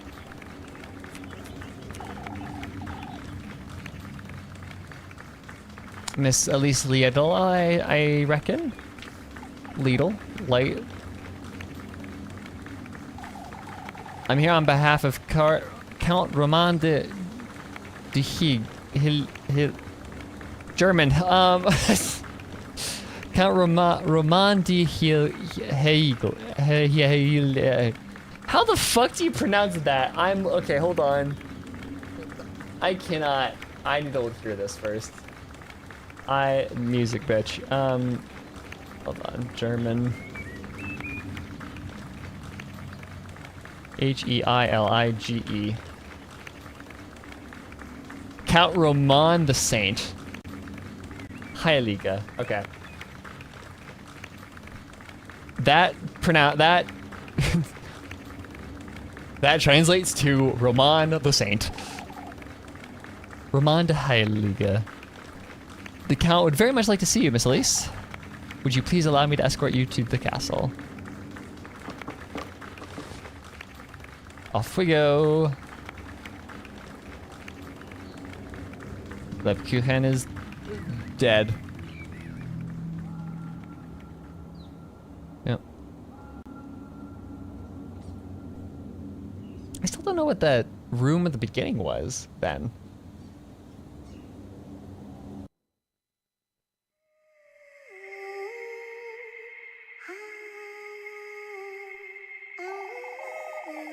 Wishes, the manifestation of one's innermost desire. Oftentimes leading to glorious glee, others to ruinous grief. Bearers of strong emotions and hopeful hearts. Youthful girls risk their very soul to reach my realm. Carrying their lanterns deep into the woods, lighting their paths like fireflies, one after the other. That's why they're called fireflies in the game. Got it. That's why, like, in the collectible menu, that's, yeah. Is that the red fucking moon? Yeah, yeah. Whether they're granted their wishes or they're offered as sacrifice, all their dreams, all their souls, all of their regret, they all fall into the palm of my hand one way or another. My beloved golden maidens, how much I cherish them.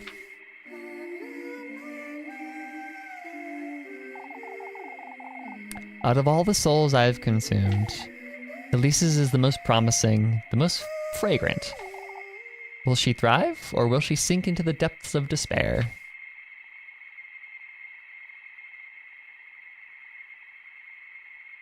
I think that's what you learn in Pocket Mirror.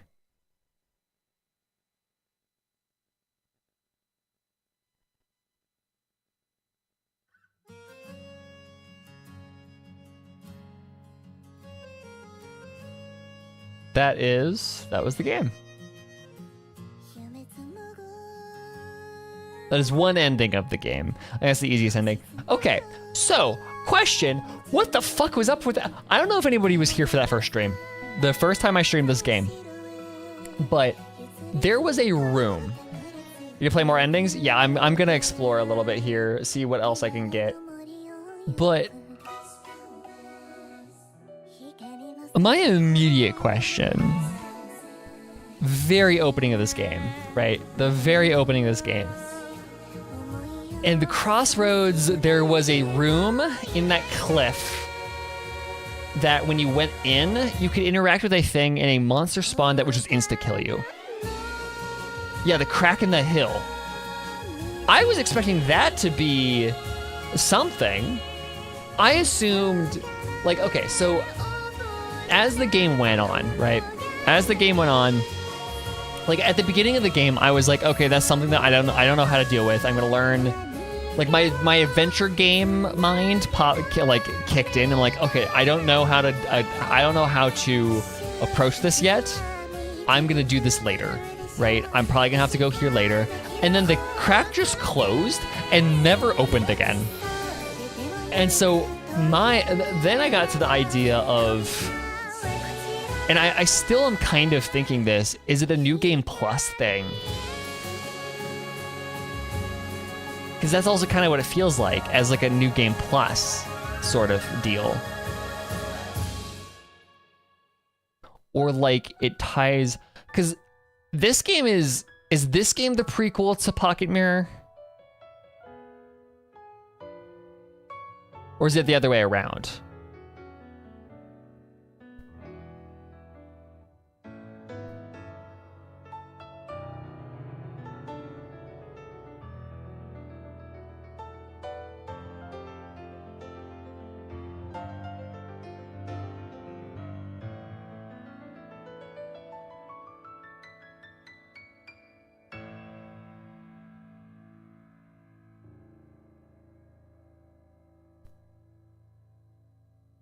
The ending is very depressing, yes. But first of all, this game fucks. It's so good. Hello?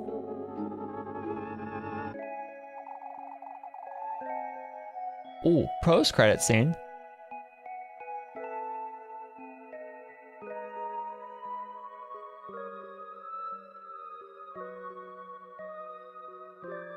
What's one of the reasons you hate bad endings? Okay. I got precisely what he promised me. Nothing more, nothing less. Fortune, wealth, a second chance at happiness. Yet...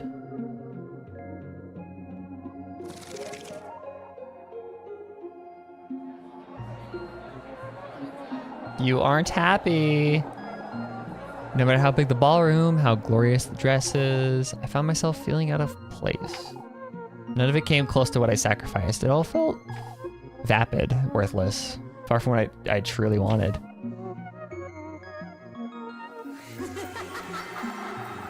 The harrowing regret haunting me day and night. Unearthly visions of her, of the look on her face the night I lost her forever. He too visited me in the dead of night, reminding me of my own foolishness, my own futility.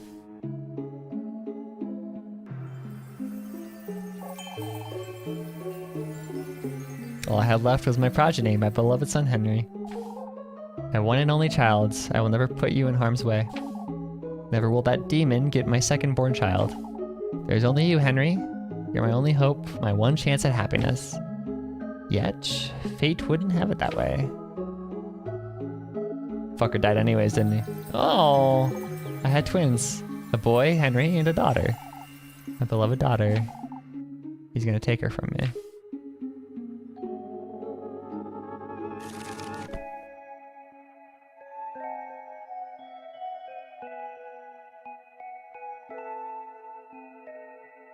That's rude. And he did take her, as per his end of the bargain. Still had Henry, but I'd lost not only the one I loved the most, but also the fight against him, and now my daughter as well. I left to take refuge in a monastery. Plot twist, Henry's trans. Let's go. So you get a daughter either way, no? That would be hilarious. I would love that. For a chance at redemption in an attempt to reach Lebkuchen through prayer.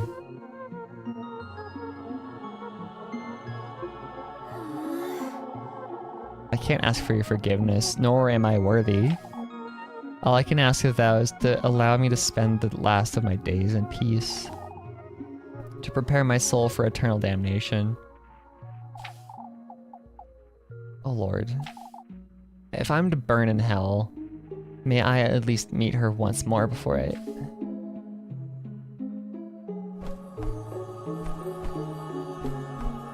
Please. Lebkuchen.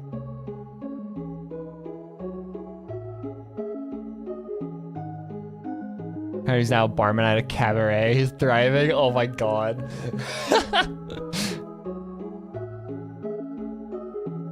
Okay, so Lebkuchen comes down to take Elise. Probably feverish hallucinations? I don't... Oh, really? You've done enough, Elise.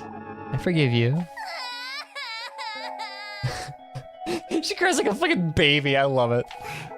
Come, Elise, let's go. Your time has come. I'm sorry, Lebkuchen. Oh, my beloved. Lebkuchen.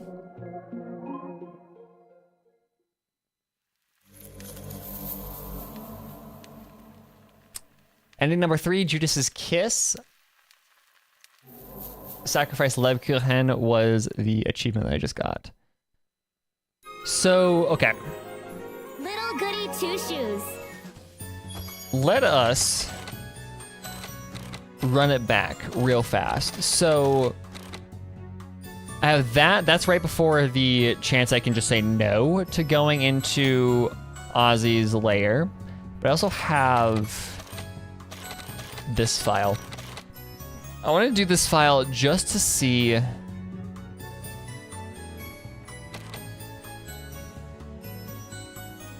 Actually, let's load this file real quick. I just want to go to the cabinet to see the endings. Because if you go to the dresser, you can see your endings.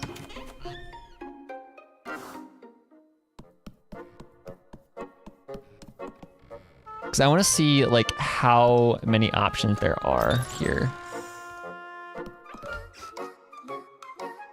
Okay. So I'm assuming the first 2, 3 are going to be sacrifice. Judas's Kiss we know is sacrifice Lebkuchen. I'm assuming 1 and 2 are going to be sacrifice Rosenmarine and Freya, respectively. But then there are fucking 6 other endings.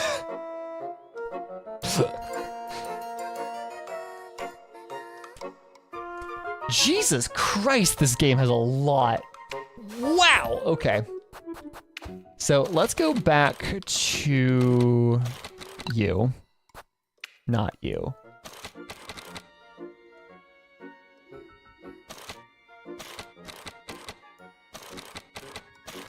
That was 9.5 hours, or... Ooh.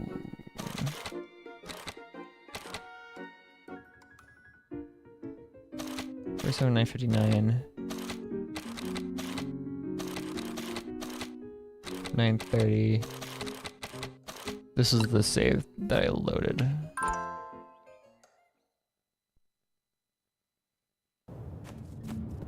So if I go in here, we have Lebkuchen with us.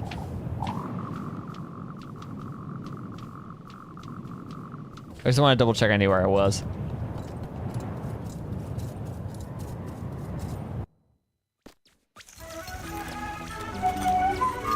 I need to eat.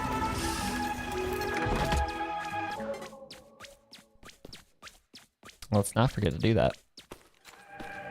So, good to know that the game does not pull a swapper on you, which is real. That's funny. That would be.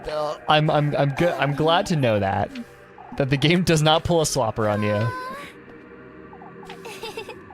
Okay, yeah, we still don't entirely know what's up with Lebkuchen here, so I think this is what we're gonna learn by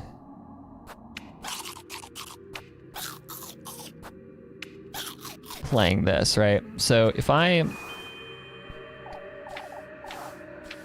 also need to set up the basket.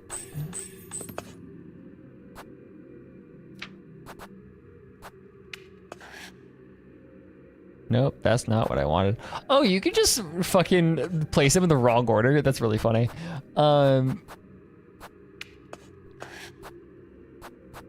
That's something we might also have to try.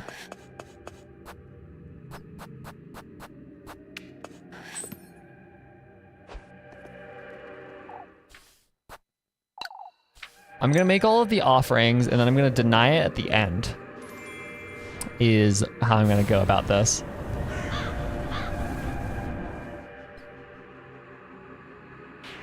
I think.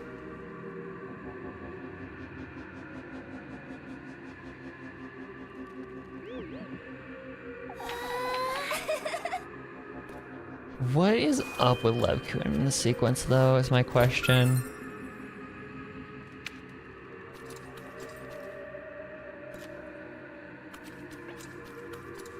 Yeah, there are 6 fucking endings to this game. It's wild. Like, I don't... That's one thing that I have always sucked at in video games, is I am not good at deducing, at like identifying the divergence points. Because, okay, so you have the 3 basic endings, 3 bad endings per se, where you sacrifice Lev Kuchen. It was interesting that sacrificing yourself in place of your beloved wasn't an ending. That was just a game over, but you got an achievement for it. It's kind of like the that one ending of Outer Wilds that is technically an ending, but it's also not, but you do get an achievement for it. I love It Belongs in a Museum. It's such a funny fucking ending. That was actually my first ending for the Outer Wilds. No spoilers, but my first ending that I ever got for Outer Wilds was It Belongs in a Museum, which is so funny. Because I didn't realize, like, it didn't click in my head. I didn't make that connection that it broke it. Anyways, if you know what I'm talking about for Outer Wilds, you know, but it's... I didn't make that connection that it would break, everything. But yeah, you get an achievement for it, but it's not really an ending. So it's interesting that that's not an ending. But like, so I assume you get the 3 basic endings by just doing all this, doing the game normally as it asks you. But I'm also,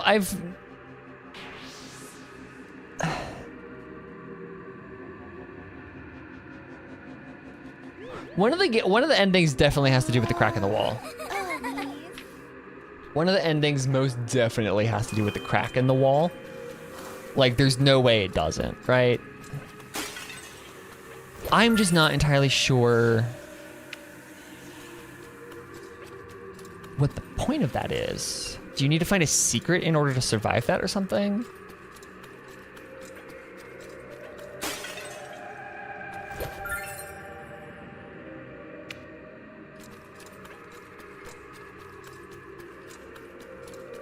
But also, to figure out what's up with that, I would have to start a new game, which I find interesting. Mushroom. I'm pretty sure the mushrooms that we're getting are incredibly toxic too.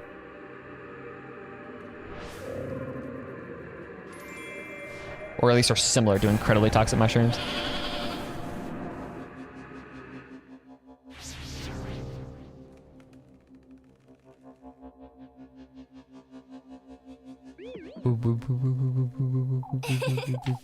Police. Okay. Let's go deny the wish.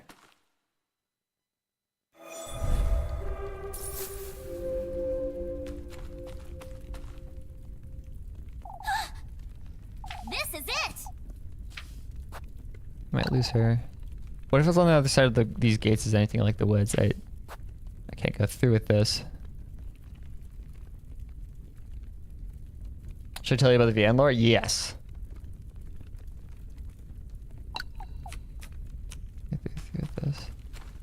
Well, I want to scrap it. Rip. Don't give in. Don't give in to the temptations. Your art is good, Rika.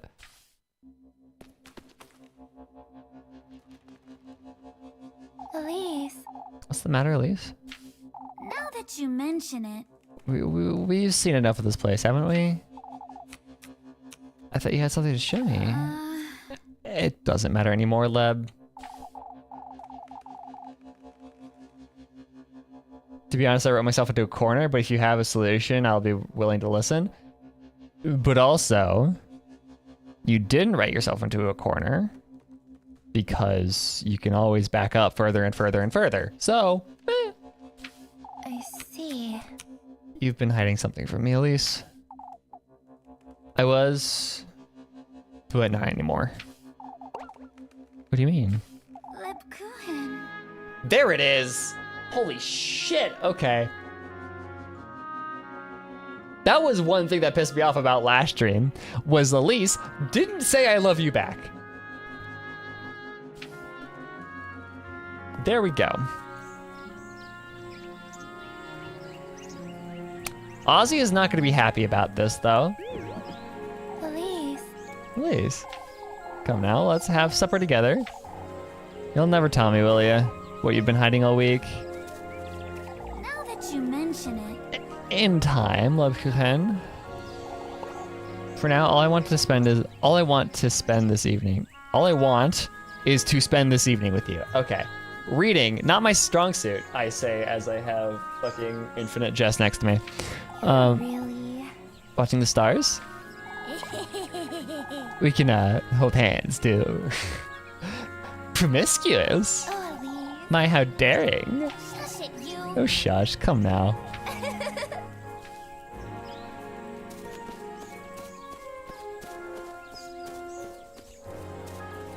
It's not gonna end there, is it?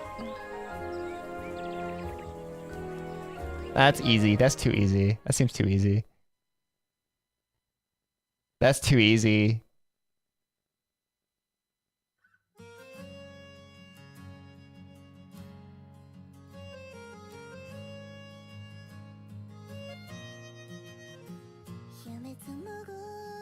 That feels easy.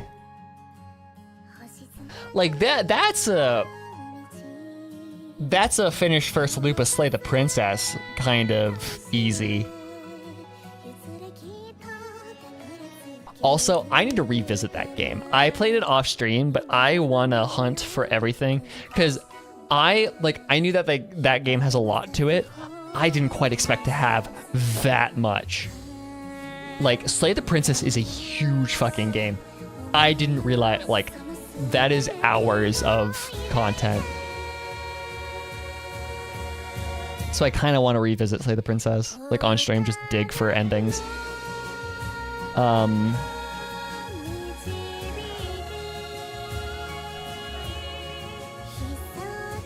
I'm curious to see if like the tapestry stuff changes.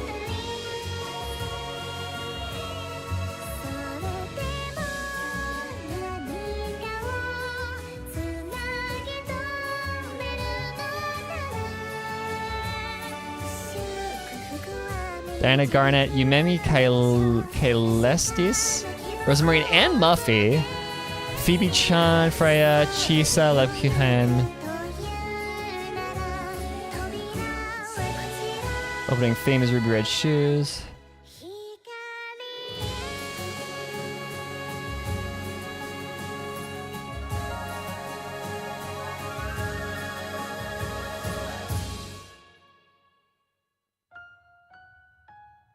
That's different, I think.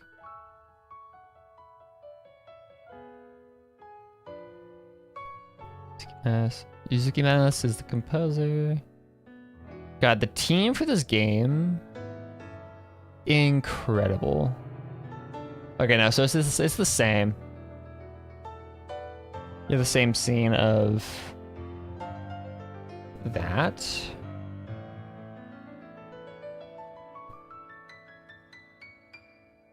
Okay, what's the after credits?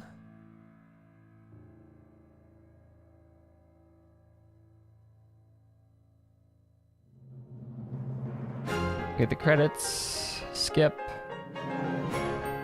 Skip. Thank you.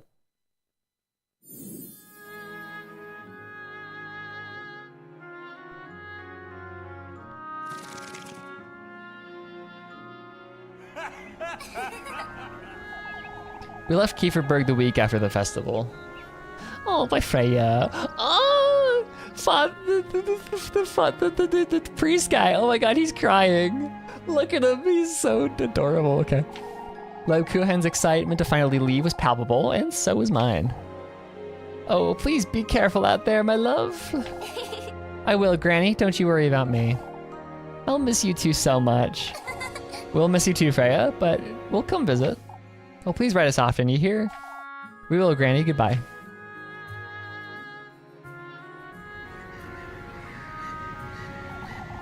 We didn't know what to do with ourselves. All we wanted to do was travel. Always on the road, looking for the next best town to visit. We did odd jobs here and there, stopping at every inn and living with whatever we earned each day. I could tell Lebkuchen felt more liberated than ever. While I felt I was living my dream, having finally left the person I was in Kieferberg behind. Until the day we both realized that something was missing. We had each other, we were young and free, but...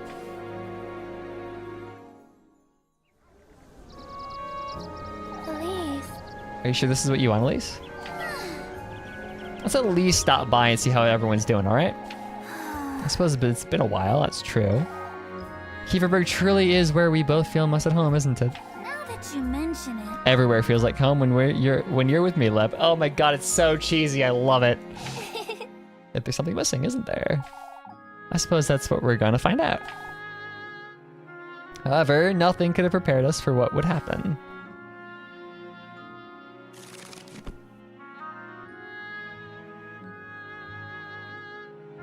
For goodness sake. Come now, folks, excuse me, let me through. I need to talk to Lebkuchen. Elise, can we have a word about the windmill renovations? You hear? Not now, Mr. Henrik, I'm looking for Lebkuchen.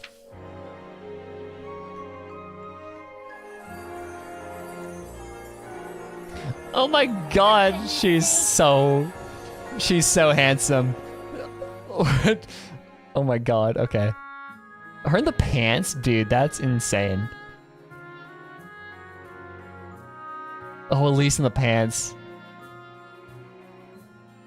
They're so pretty together. There you are, Lebkuchen. Elise. Were you looking for me, Elise? Everyone's pestering me over these renovations. Oh, really? Folks are moving in next month, Elise. It's only natural. That's so. Hanami won't make them come any closer, though. All you had to say was "I love you." Exactly. You just had to say "I love you" once, and then walked away from the weird deal with the devil, and then you're set. More importantly, Elise, won't you come up to the bell tower with me? Huh? What for? Oh, Elise. Why, for lunch, silly. Roast sandwiches. Remember? Oh no, it's noon already. I promised Mr. Gustav I'd help him with the lads with... Come now, Elise, you're too wound up. Let's go upstairs.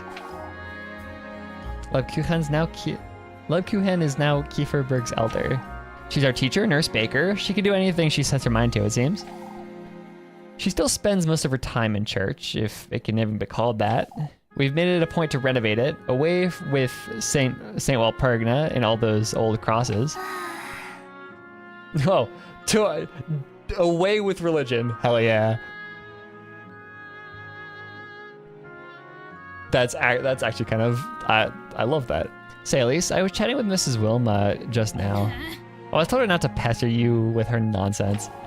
She's been wanting to ask you about her inn, you see. She's afraid she won't have enough room for everyone, and I did it! we'll just have to build her a bigger inn then. Problem solved. Oh, really? Generous, aren't you? Shush it, you. Oh shush, we can afford it. As for me, I suppose I'm the mayor now. Aww. Mr. Gustav said it was time for change after Father Hans died and appointed the role to me himself, but I never imagined I'd enjoyed it so much. For goodness sake. Aww. What's the point of having folks over if they're not making us any money? You're enjoying this, aren't you? Things are finally starting to change around here, Leb. Can you believe folks are moving from Primeldorf to Kieferberg now? Really cute, aren't you? You look the prettiest when you're passionate about something. Oh my god, oh my god. What is going on? It's not marriage, I don't think. They're just being gay. Yeah. You look the prettiest when you're passionate about something. Did you know that? Lebkuchen! Nah, you're red as a beet. Bells of Dawn, and number 7. They're so pretty together. Oh, I love that art.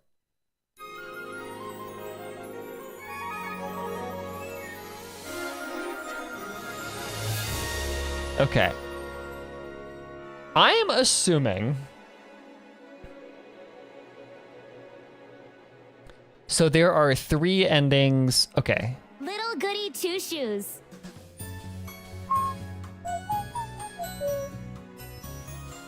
Okay.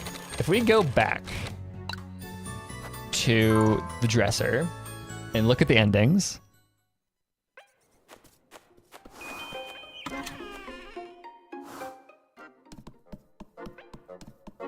That was ending number 7. How the fuck are you able to whistle like that? I don't know. I whistle a lot. I've gotten decent at it.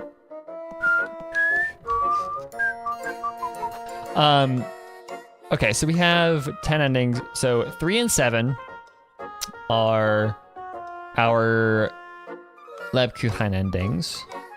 So I'm assuming 1 and 2 are Rosamarine and Freya sacrifices. 4, 5, and oh shit. Okay.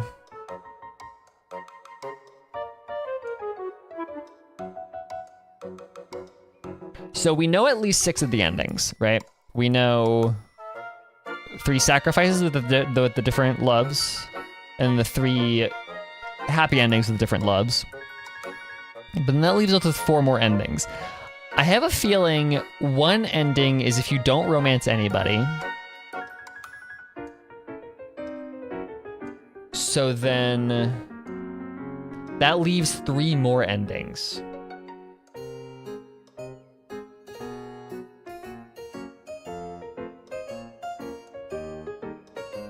What else is there to do? Like, how else do you approach that? Can you romance them all? True, actually. The 3 polyamory endings. No, so...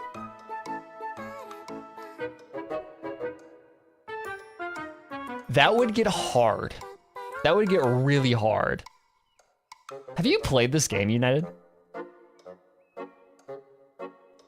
Because I can't tell if this is a leading him on question, or if it's a genuine, if it's a genuine question, or if you're leading me on to an idea. No? Okay. So, the problem with this game is, so you have a week to romance your love, right? So you have to take, so this game is, it's a resource management, right? It's a resource management game. So you need to do work in order to get money in order to feed yourself. Because if you don't feed yourself, you die. And food is expensive, right? I am very frugal in games like that, so that's why I have 160 Tiffle, which is a lot. But every time period that you spend romancing someone is time that you could have spent working or getting food. Or working for food. So I wouldn't be surprised if you could romance multiple people at a time. That would just make the game super tough.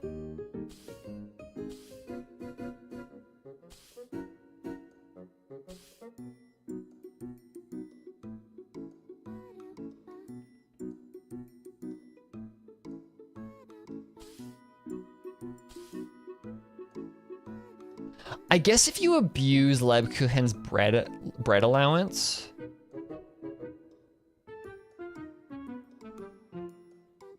like theoretically, unless there's a system in the game that I don't know about where you can, where like it locks you out of polyamory at one point, which I would not expect this game to do that.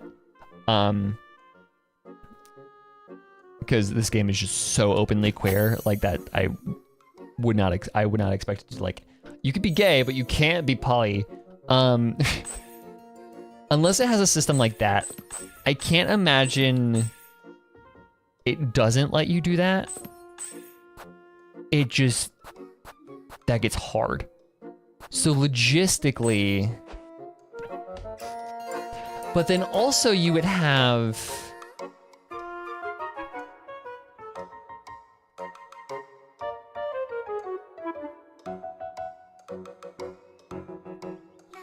That actually makes a lot of sense. So what if you have 3 endings, so 10 endings. We know that the ace ending is 1, right? So you don't romance anybody. I'm just assuming that's one of the endings. You have the 3 endings for romancing someone and offering them to Ozzy.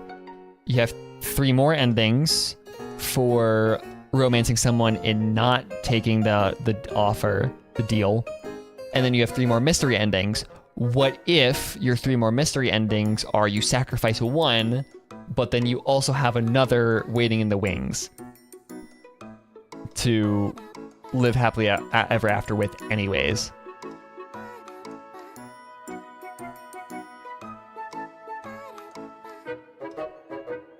Like, that makes sense in my head. And so the 3 different endings are who your, like, backup is, pretty much. Like, say in this run, I had also been, like, I wanted to live the rest of my life with Lebkuchen, but I had also spent a lot of time with Rosenmarine. I get it, so Rosenmarine gives me her token of love. And so I bring her to Ozzy as my good company. But then I also had Lebkuchen's token of love. So Rosenmarine dies. But then I just kind of live the rest of my life with Lebkuchen. I wonder if that's a thing. That would take a complete restart, but...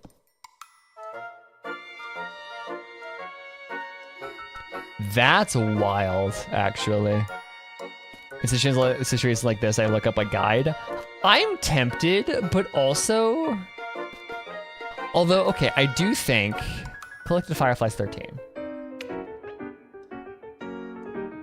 What if that has something to do with it, too?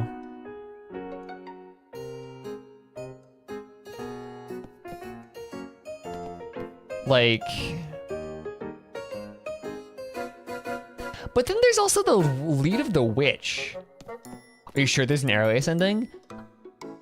I'm not sure, I'm just assuming. Because, like, it makes sense, right? Of, you have three romance options. If you give a 3x3 kind of structure, right? You have 3 romance options and there's 3 different endings per romance option. That leaves 1 left over. And it just makes sense for me to be that would be the Hello, sir. That makes sense. That would be an Arrow Ace ending. Maybe there isn't. Maybe it's just...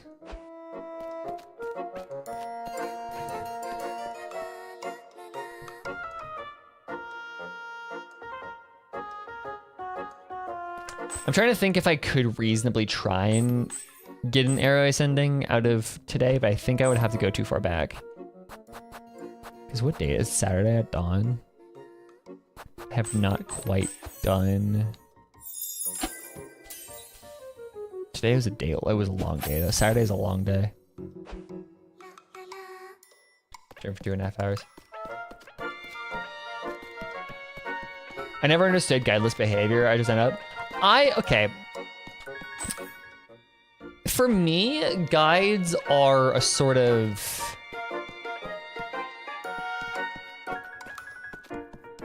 Like, in certain games, I'll use guides. Like,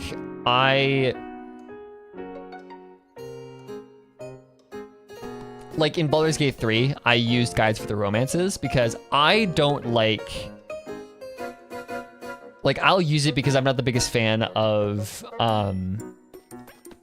not being able to, like, I'm neurodivergent. I don't know when I don't do social cues right. And sometimes dialogue choices don't give you a clear enough, like, oh, this is the right choice. Sometimes it's super, super vague. That was one of the things I hated about Persona 5, was the dialogue options are so vague, it's impossible to tell if that's, like, the right thing. The only person that makes it clear what the right dialogue option, once you figure it out, is Takemi. I think that's the teacher, right? Takemi's the teacher? No, Takemi's the nurse. The teacher, right? You just play along. Kawakami, that's her name. Kawakami. That's easy. Kawakami's easy because you just play along. And Takemi's also pretty easy, but some of the other ones are really hard to tell if you're doing it right. And I hate that. So I'll use like a guide for that. Baldur's Gate was also a similar thing because some of the romances you have to do very specific things. Like Karlach, you have to find the Infernal Iron. And I used a guide to find some of the Infernal Iron. And you have to do certain specific things with the Infernal Iron. So like, I used the guide for that. But then Shadowheart specifically was annoying as hell to do.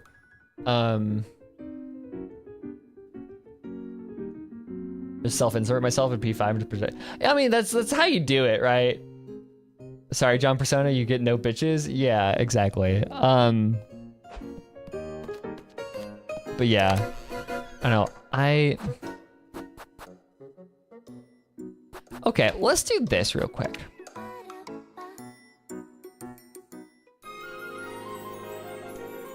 For the rest of the stream, I think this is what I'm gonna do. Little goody two shoes. I'm gonna new game.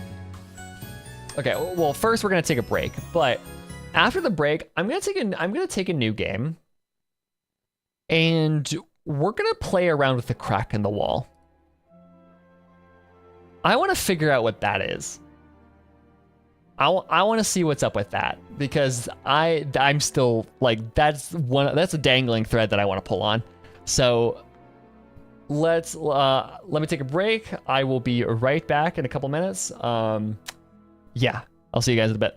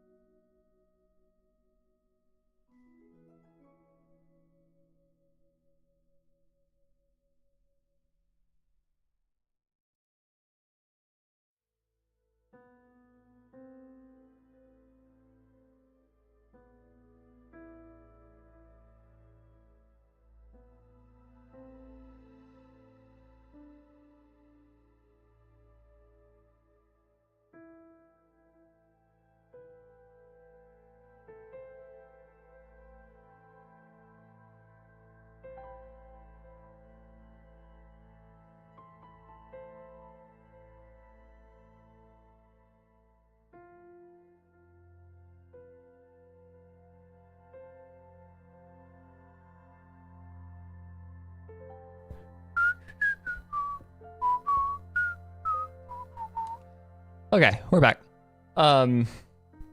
Yeah, I've been streaming League of Legends actually, a couple of days on my Twitch, and I took a break during my latest stream, and I forgot to mute my mic, and that was like the first time that had ever happened. Like I make fun of myself for, oh, I've been doing this for however many years. I have like my routine down, but I've genuinely never forgotten to mute my mic on breaks, which is, that was wild. I mean, like nothing weird happened out of it. I think I was like talking to myself while I was, I think I was like talking to myself. It was like, oh, I need to do this, this, and this. But like, it's still just like wild to me that I forgot to mute my mic. What the fuck? It's weird. Anyways, okay, so there are actually two things that we could be doing right now. We could play around with the ending, or not the ending, but the crack from the beginning of the game. I don't know how long that's gonna take actually. Or we could work on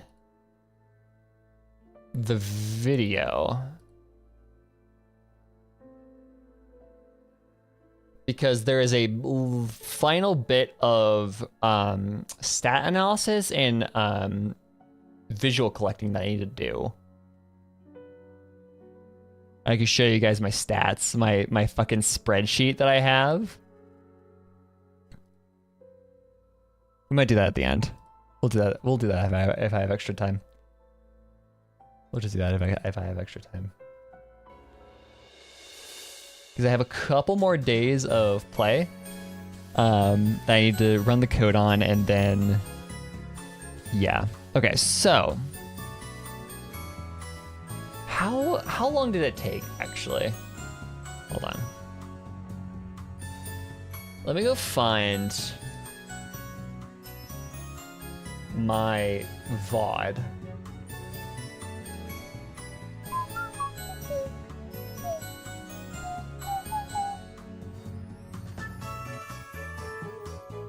Little tissues. It's about an hour in that I was in the crack. Yeah, what I want is confirmation. I think it'll be quicker if I take if I just fast forward through stuff, but I mostly want confirmation that it is, we've all seen this, Grandma Hala wants a kid. For goodness sake. I want confirmation that it's New Game Plus.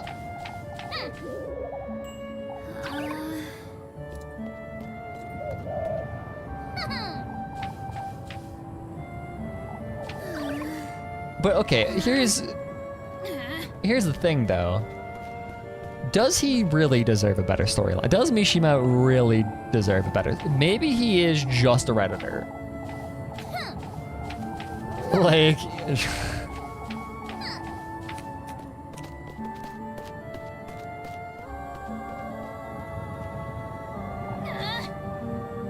why does he deserve a better storyline?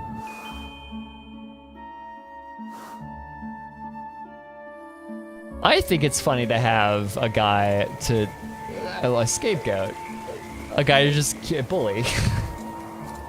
I think that's funny, and he probably deserves it. He did some creepy shit at the very beginning of the game. At the beginning of the game, we just kind of keep him around just because why not? Ooh, that's an interesting item to have. The opening. What if you do just straight up make wine? Yeah, like use the grapes to make like juice or something, and that's your sweetest nectar.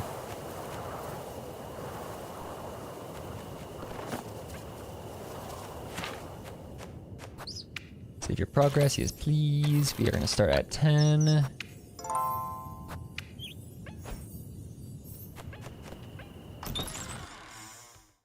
I know this whole sequence. Rosemarine did Rosemarine things.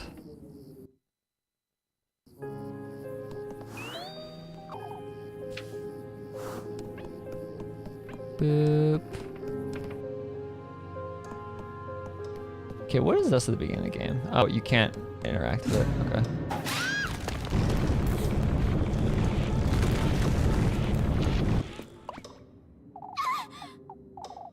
I forgot that happened. What's up with that?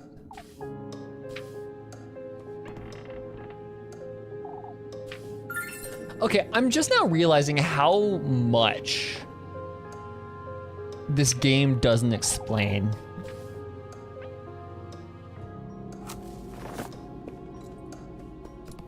Yeah.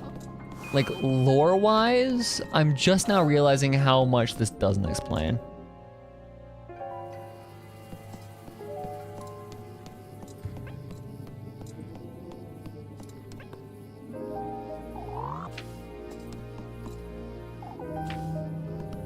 Where do we need to go? Wait, hold on.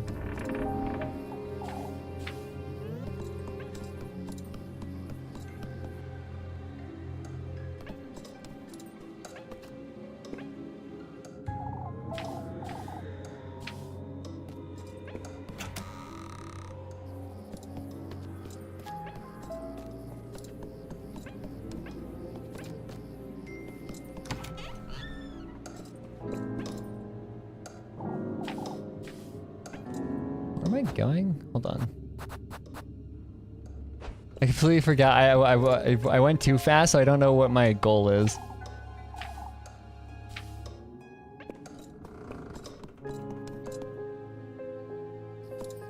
Nope. Downstairs. There we go.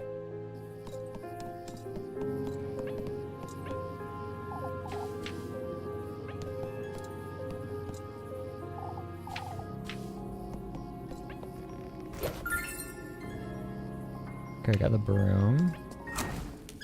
Oh, okay, you need to light the fire. What is this? Keep it together, Elise. Maybe there's an ending that has to do with Rosemarine?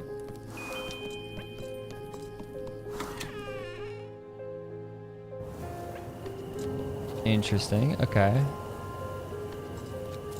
So you go down this way, I think. No. You go... I'm trying to remember what the opening of this game is.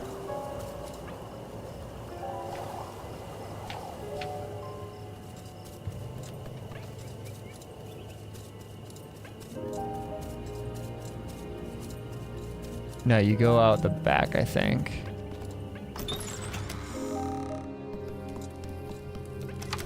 Yes.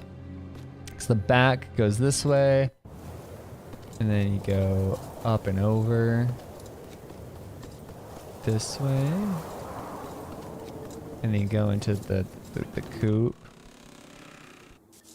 and you say hi to Rosemarine.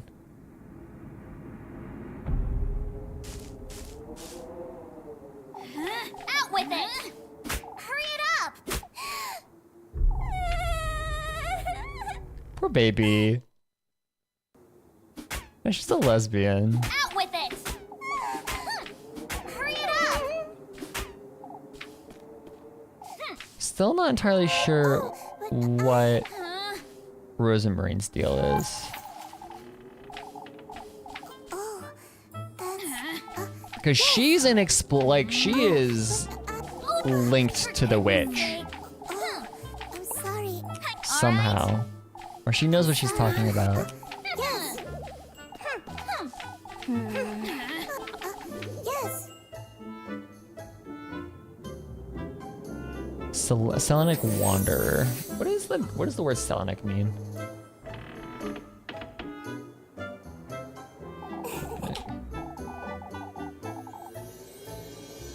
Oh, to the moon. Or like the moon. Relating to the moon. Okay. For goodness To the moon? Da, da, Do do do do do. All right, no wait. How does that song go? I started fucking started singing Polar Express.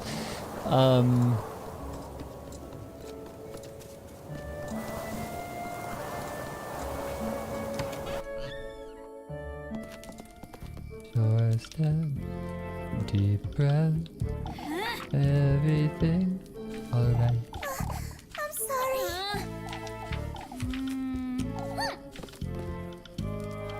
Anyway, of course.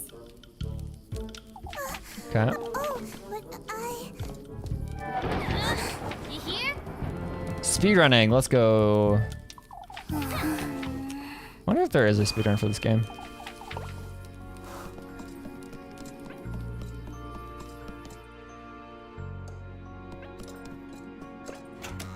It would purely be like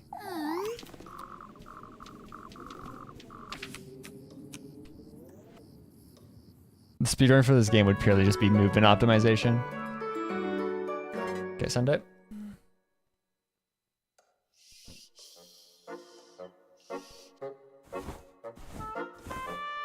Honestly, every time she wakes up like that, I feel that. It's morning, it's Monday already. S. You can't be serious. Shake your funny tail like this cat dough.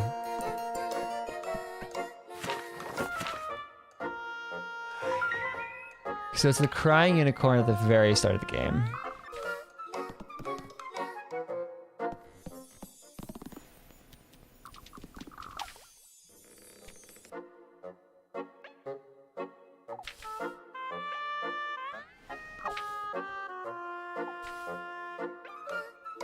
Okay. Oh, I'm pressing and spamming the same one. Okay. I was like, what's the dialogue that's going on here? Finder's a Marine. I think she's out front. Okay. Now can you tell that my meds have kicked in? Because I'm actually like focusing on shit. I'm not getting just obscenely like distracted.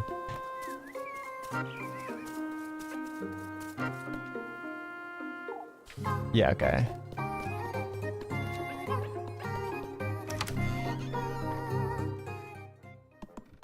I am actually playing the game now. Where are, oh, you're still over here, I think.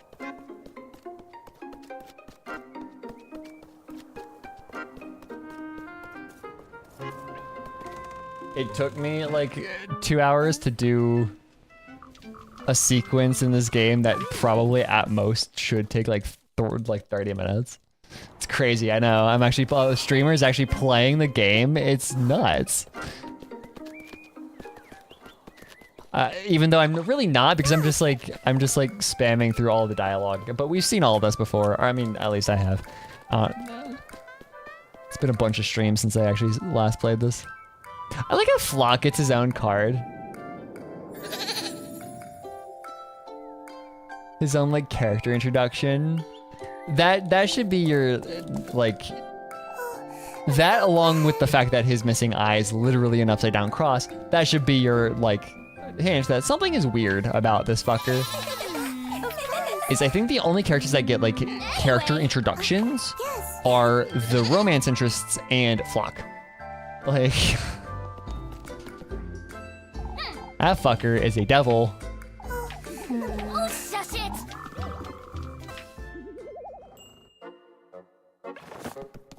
Okay, pursue your love interests. Okay. Later. We're going to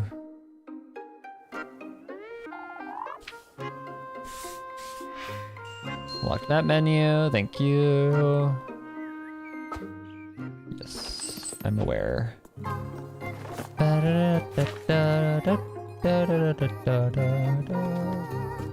right, thank you for popping in, United. Have a good rest of your day. Okay, boop, boop, boop, boop. I swear, if this forces me to play through Sunday before the crack opens, the crack isn't open. Shit. What was up with that?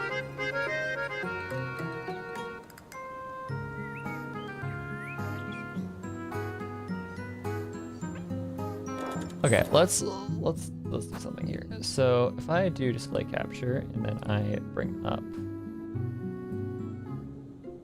my original play, my first original stream here.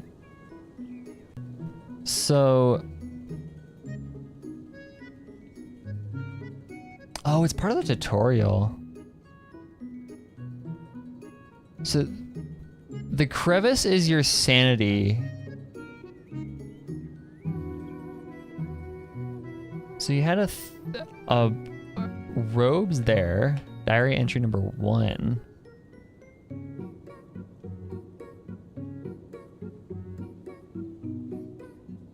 Father Hans's robe.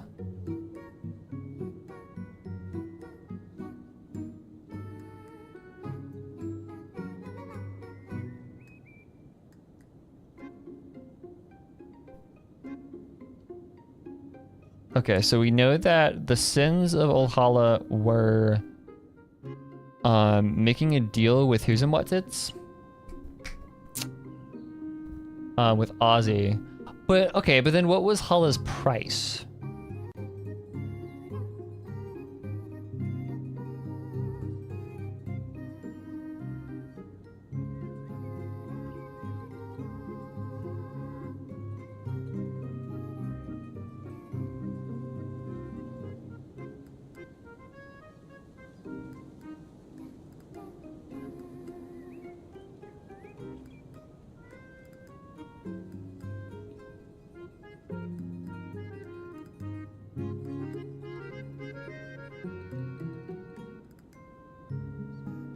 We know he is the devil.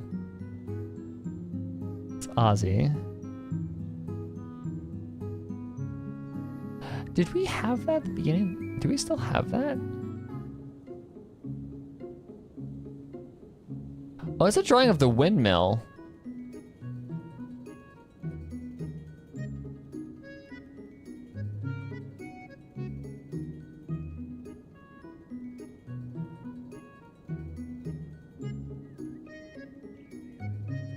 Okay, someone was wishing for Ozzy to come to Kieferberg. That's what all the...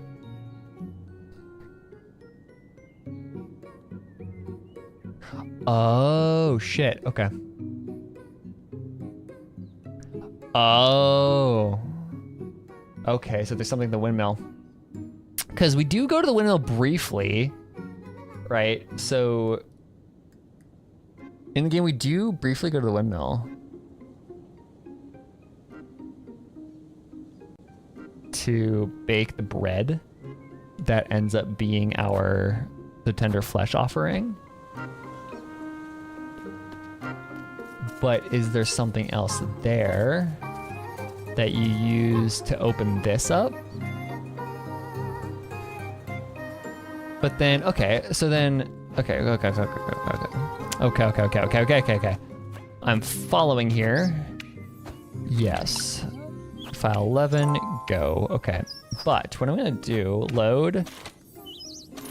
Go all the way up here. Yes. Do I have that diary note still?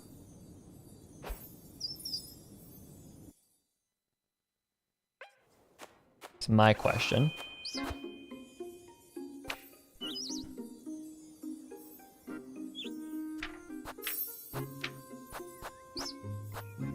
I don't. Okay. And this, I never picked it up. Because right now, as it stands, like, at this point in my first playthrough, on Saturday, dawn of Saturday, the crack is closed. It's only open for a very specific amount of time. Curious, what's up? Oh, wait. Oh, wait.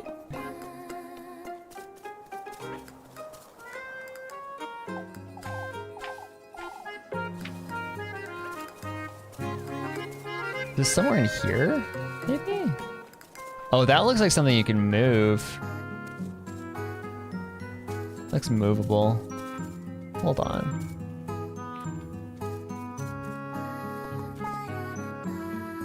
Because there are two windmills here. This one's broken, and there's the one in the town. Because you have this windmill, right? But then you also have the one that we use to bake the bread. This one.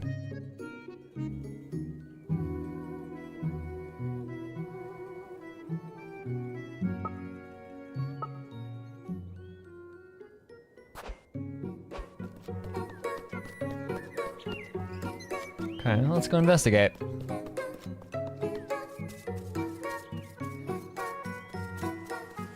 I'm probably locked out of anything doing anything here on this save file. I think I would have to start over a new game, which I would just play on my own time. But yeah, because like the crack in the wall is closed here.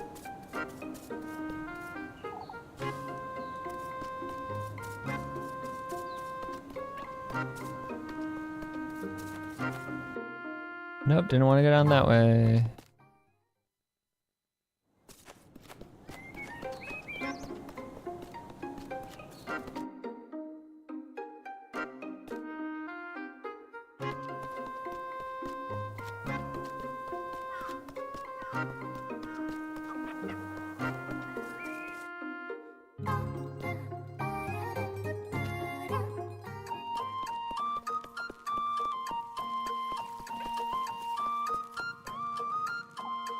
Oh, then we have to do the procession bullshit. Okay.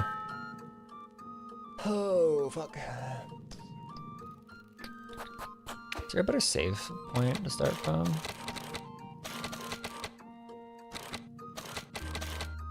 For some reason I have a save point at Wednesday's witching hour. That might be an interesting starting point.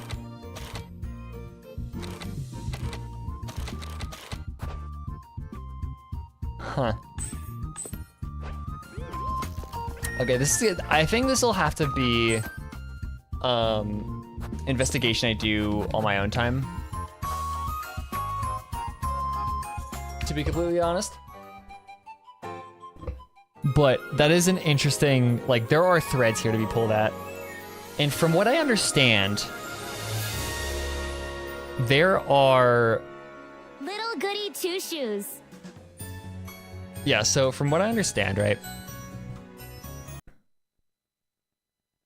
This game is, I think this game precedes Pocket Mirror.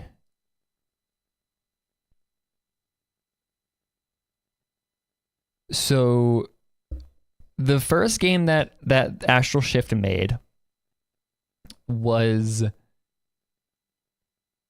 this game, Pocket Mirror, right? I have it. I haven't downloaded it. I haven't played it.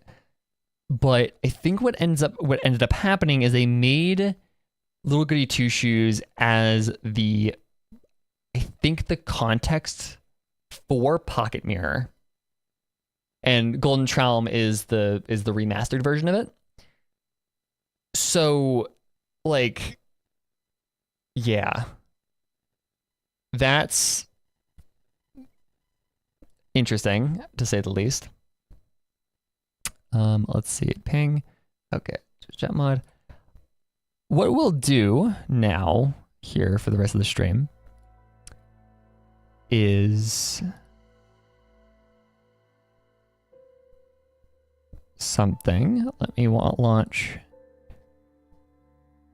We're doing some nerd shit here for the rest of the stream because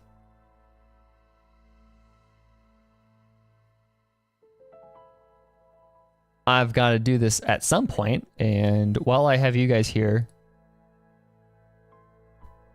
yeah, let me launch stuff, make sure they don't have any information I shouldn't be showing, like an API key.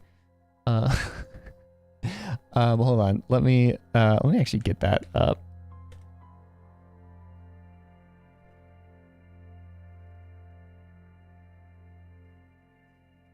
Reopen.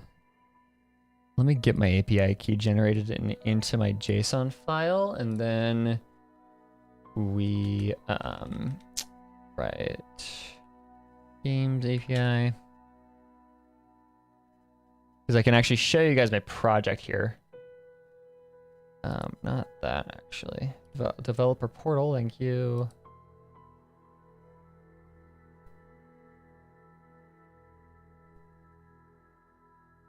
Come on, VS Code, you can do it.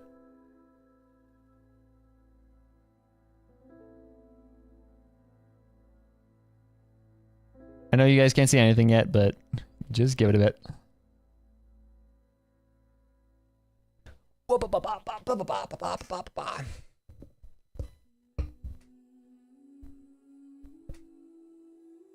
Info. I know this API key has expired, but I'm gonna delete it anyways. Okay. Before I get this open.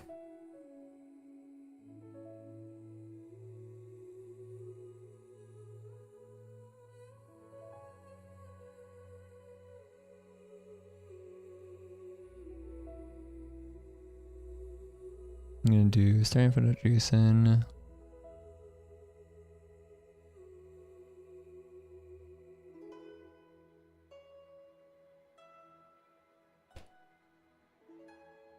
Hello. I pop you out to a new window.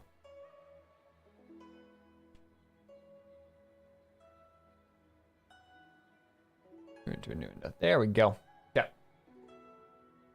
Now I can show my project here. Okay, so this is my VS Code. This is my this is the video that I'm currently working on. So I am working with League of Legends API to track this. Hold on, actually, before fucking Excel sucks with making sure that none of my personal information is here.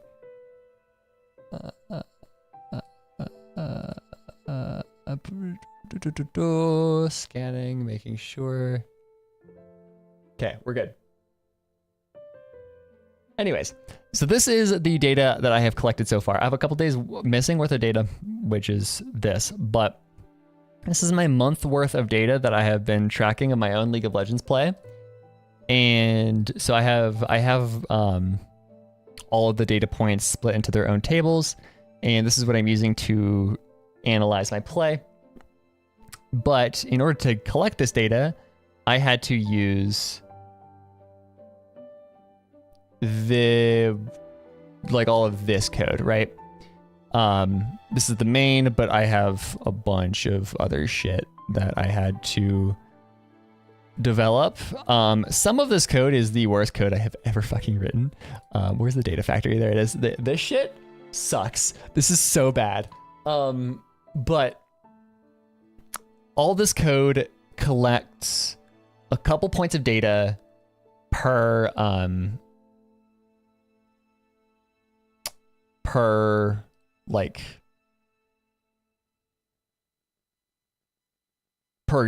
day of play, right? So I've got like the amount of games I have played. I have the games that I have won. Ooh, didn't want to do that.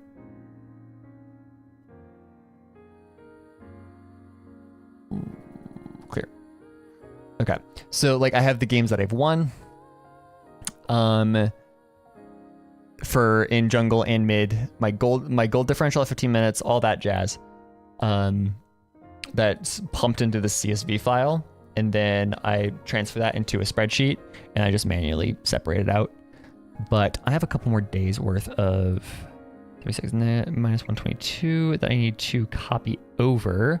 This actually started as a CSV file, so I have like 3 more columns worth of data. Can I just copy this in? Hold on. No. Can I do this?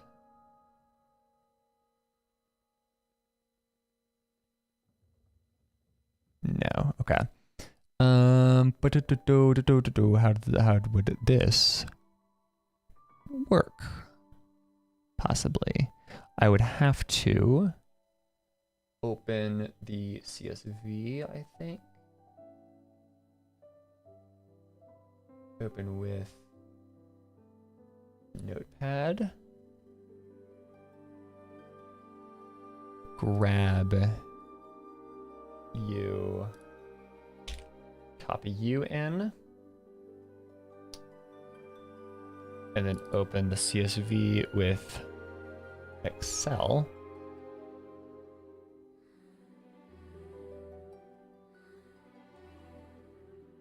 Thank you. Last 3 columns. Copied into there. There we go. And I have like 3 more days worth of data that I need to collect. And then that's good, I think.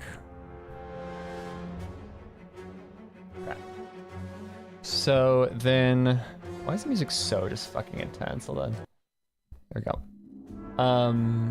That's not much better. That's better.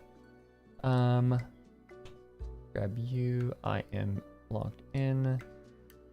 Robot, API key. Copy. Boop.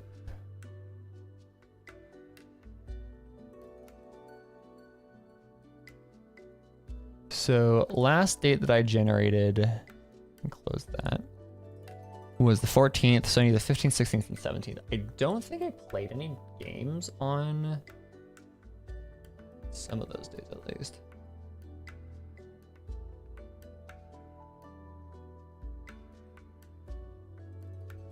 Puppy games. Do stuff for the 15th, the 16th, and 17th. 12th.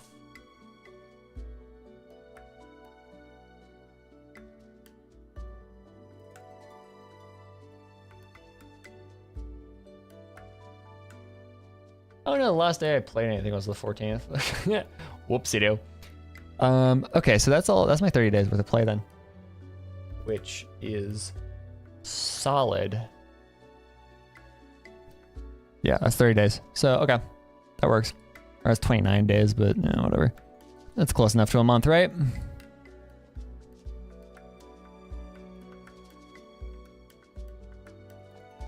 If I want another day, I can add that. So, hey, I actually ended higher LP than I started with, which is something. Okay.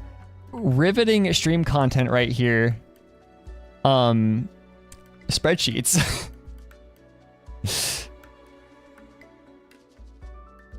1, 2, 3.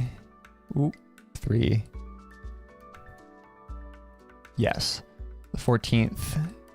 So, ooh, hello. 1, 2, 3, 4. 1, 2, 3, 4. Ooh, no. Nope. Control C. Control V. There we go. And then win rates is these.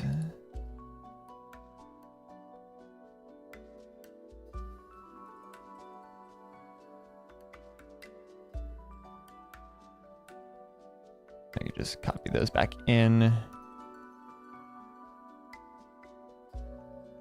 Okay, and regenerate this table. Goes from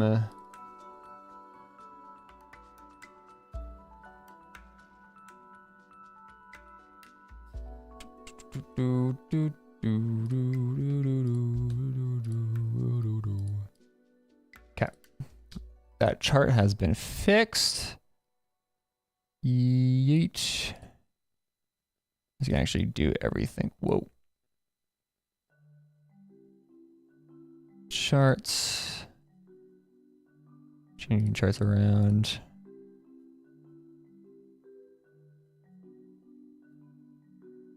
Filling up all my data. 1, 2, 3. And 1, 2, 3. I'm actually gonna update. Hold on. before I do anything, I'm gonna update my stream saying edit. Working on next video.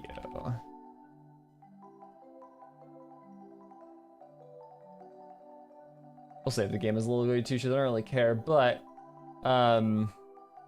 get back to it. Play capture. There we go. Okay, that's LP. That's everything I need. So I need GD at 15. These. I might actually have to at some point just completely recalculate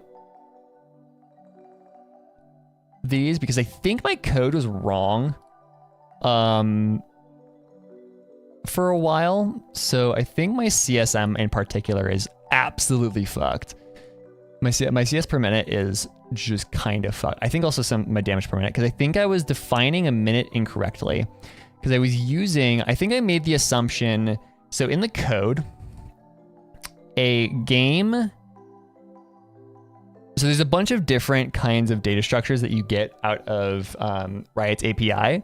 One of them is this game timeline JSON file, which these things are fucking gigantic, like 43,000 lines. But the reason why they're so big is because it's just a list of these frames. So every now and then League will take a frame of data, and I think the default is a minute every minute, but I think this changes around. And what I was doing was I was measuring the length of a game by how many frames there were in the game timeline, but I think this actually can change, so that doesn't work. But also these are so big because there are so many frames, and frames themselves are pretty thick fucking structures because you have to keep track of all of this data. 60 lines of data per champion. They're 10 people. So every frame has 600 lines of data. So it sucks. It's a lot of data to keep track of on top of all that jazz. So these are big. But I was counting how many frames were in a match timeline. But I think that caused problems. So I recently changed that in here. It was, yeah, I changed the definition of how long a game is in my code. Just recently, like these two, a couple of methods had to redefine it, but so I think I might have to recalculate a lot of my data because this doesn't look right. 500 damage per minute is not right. I'm a passive player, but I'm not that passive. So kill participation and like 30% kill participation. And there's also just too much movement almost. Like 30.87% kill participation is wild. 25.4? How did I get 25.4? That's, I don't know. And then LP. There. Okay, so then I need to recalculate. Yeah, that minus 122 is rough.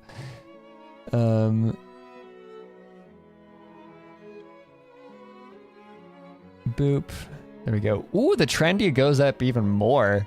A kill participation. Look at that shit. That's hot. Boop, boop, boop. Okay, my trend line fixes itself a little bit there.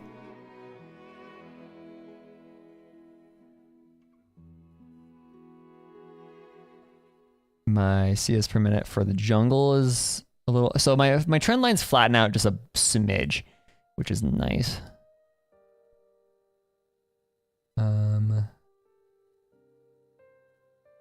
Oh yes, depression. The depression song. Love it. You'd love to see it.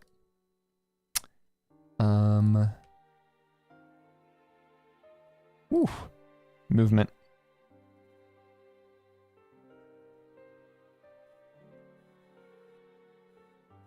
How did I end up with 900, a plus 900 GD at 15? That's crazy. 5. Look at these numbers. My code is, I think my code's fucked, but it's fine. I think it's probably just because I'm using averages. I'm using regular averages. I could probably use like a geometric mean or whatever. I think that might be kind of where my issues are. But it's also using hundreds of games for an average. So I don't, I'm not entirely sure what's going on here.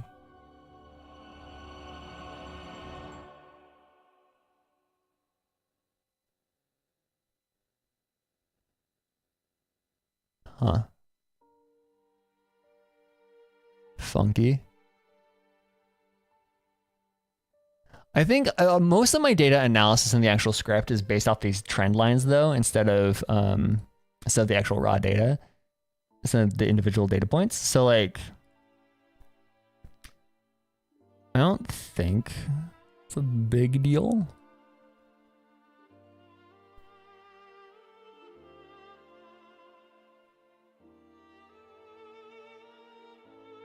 I think. I'm not, that'll be weird. Hold on, let me actually find geometric mean.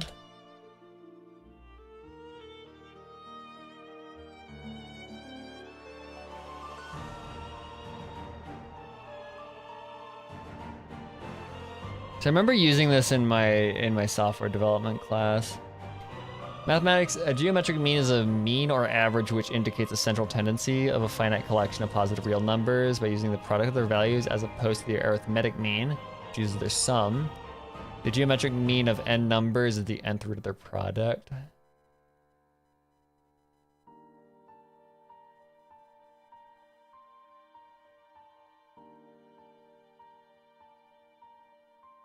And the collection of numbers in their geometric mean is plotted along. Okay, so it would be however many things you have times, or to the 1 over whatever, however many items you have in your mean, which would get real funky actually. You can also use logarithms. Okay, that's actually really easy.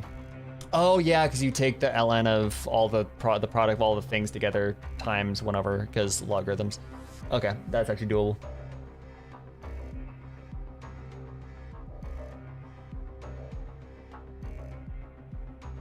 That might be a solution to this issue. I wonder if that would change things around.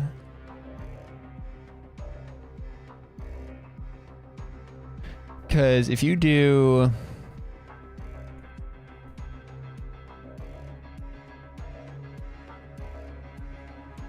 Let's see.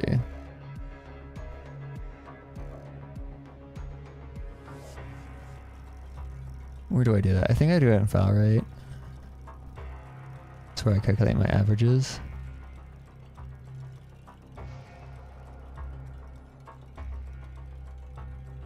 Calculate new averages.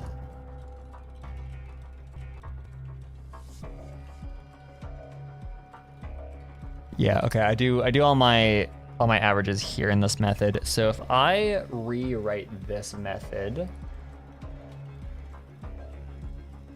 to being, oh shit, I don't know what the math libraries in Go are.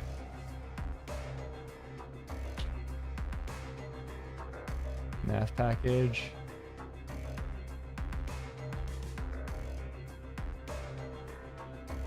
Log 10. Okay, yeah, no, that's exactly what I needed to be. So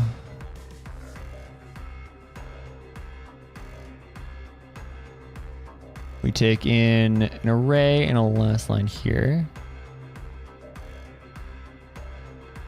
That's the pointer though too, so we're good. Just count I does not equal 0. We do all this jazz. So then I would want to change this to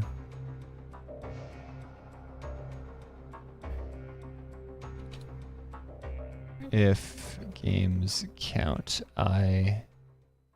Whoop. Come on. Other one. Come on. There you go. Does not equal 0. Then this would become up at the top. I want to import math.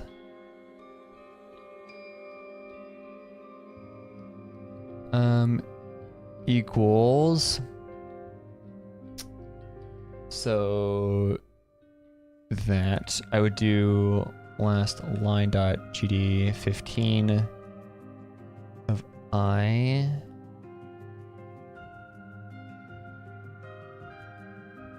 Wait. Plus equal int games count.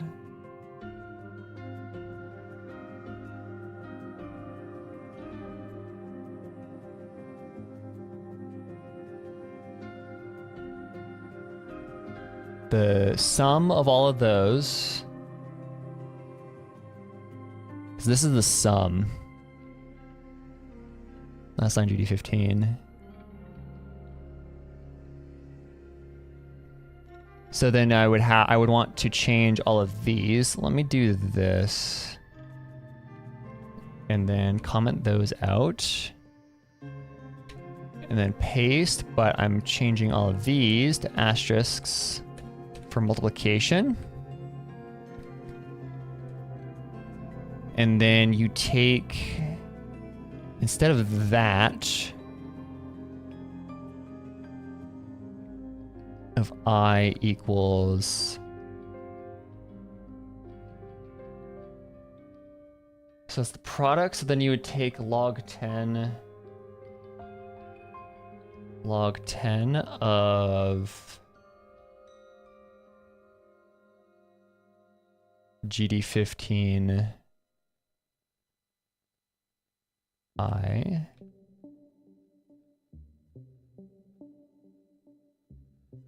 Think?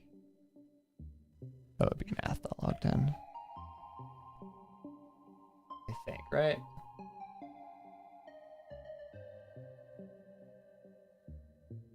That's how this works?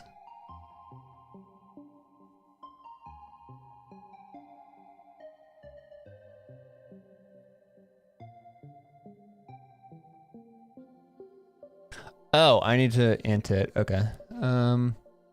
Because this is a... Need to wrapper it. That's fine.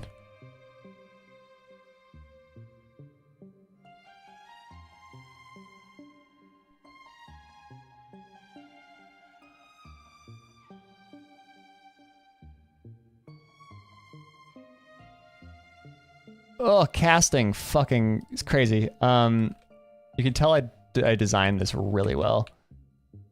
No. What is my...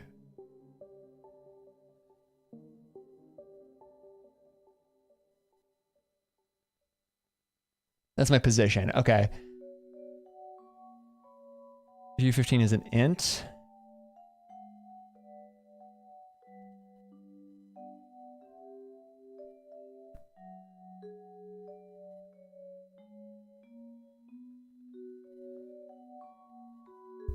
So can I use last line to do 15i variable of type int as float 64 value and argument of, what do we need it to be? Log 10.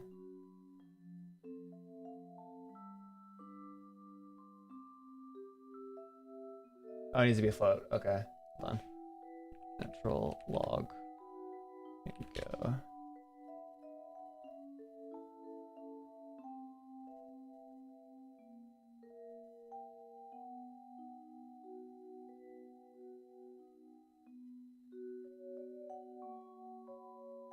Do do do do.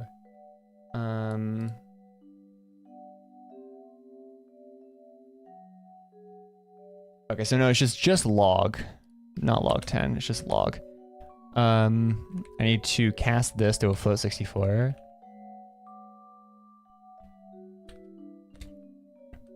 There we go. Okay, so that is...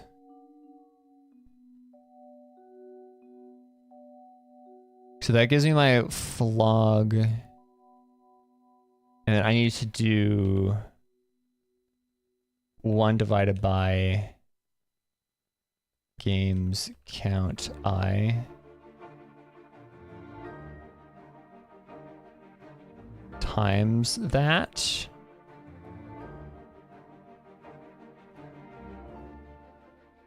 That's UN 8 because I'm a dumbass. That returns a float 64. So I need to float 64 this.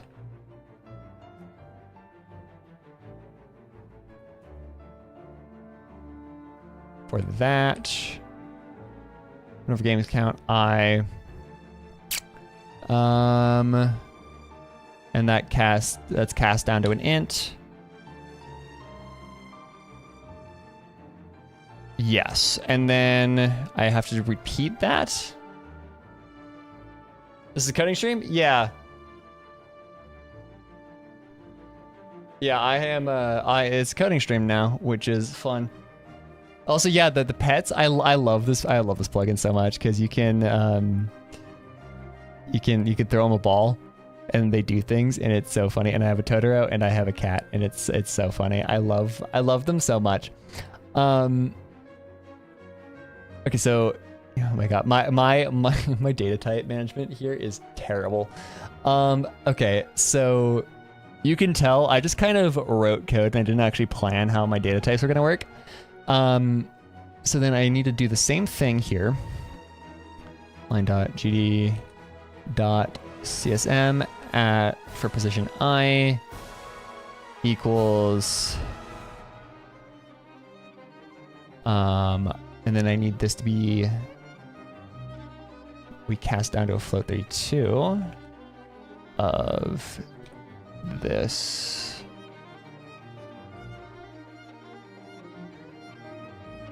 But this is CSM.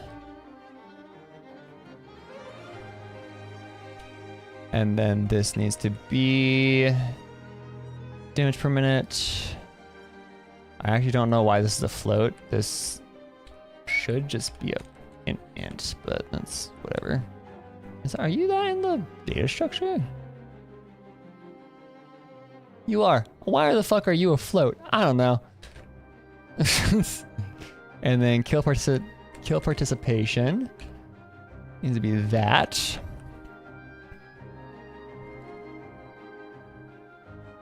Okay. I'm gonna comment you out.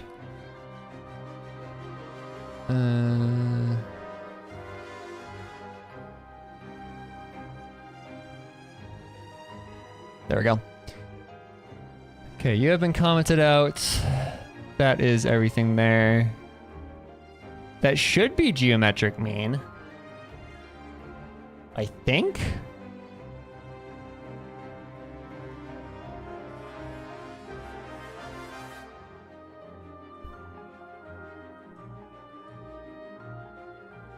I mean, let's just see what happens, I guess. Hold on. I do have my new API key. What I have here, what I can do is I have stored over here the stuff I get from my regular mean. So these are my 3. That is, I didn't play anything on the 13th, so I only need to calculate the 12th and the 14th. For what I did, what I can do, if I go into process data, I can get rid of these 3 lines, save that, and I go build, and then do cmd all stats collector main.go.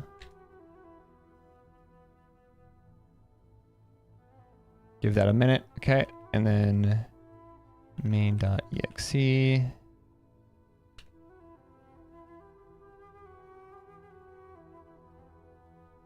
Whoopsie do.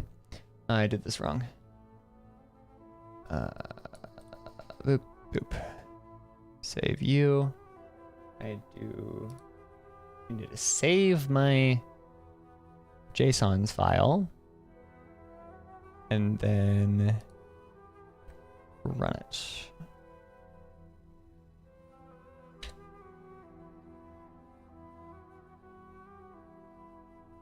Okay. So I got a 0 for CSM mid, which is funny. Oh, because I didn't play a game. Oh, shit. Okay.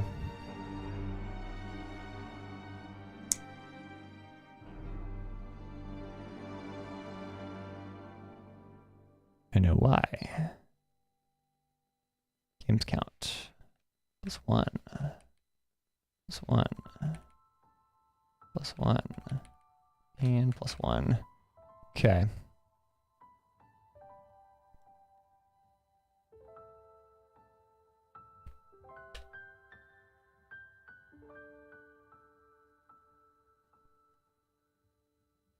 Get out of here. Save that. main.exe.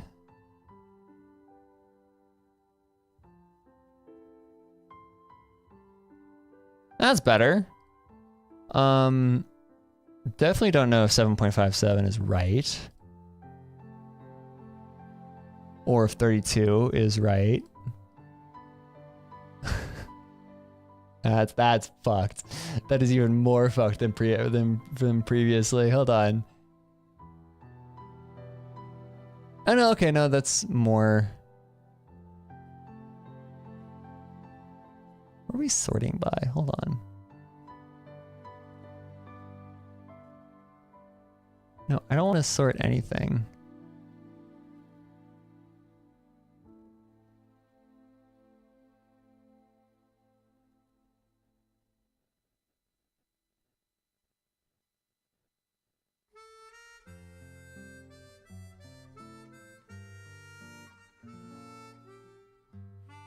Clear.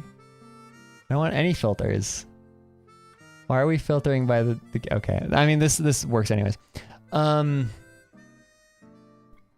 this is my last column. 56, 82. 871, 33 for gold differential mid. 7.57. Okay. 32, that's not right. That's also not right.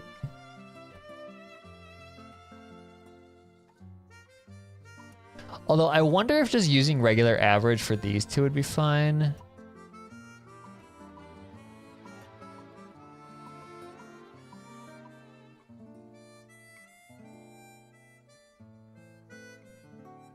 Math. I don't like math. I think win participation needs to just. I don't need a geometric mean that. I need to just regular mean that.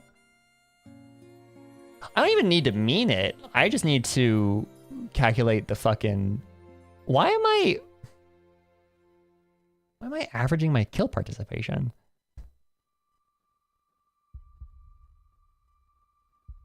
No, it is average kill participation. So then I would just like that line, and that's regular. I don't need a geometric mean, a kill participation. What I do need to do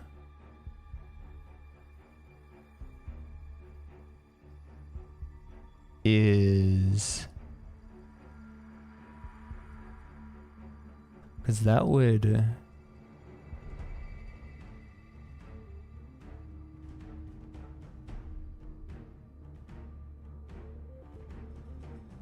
Okay. I mean, I think it's something. I'm definitely not going to go with that solution, but it's good to keep in mind that it makes at least something more reasonable out of these. I just need to do a proper implementation of geometric mean.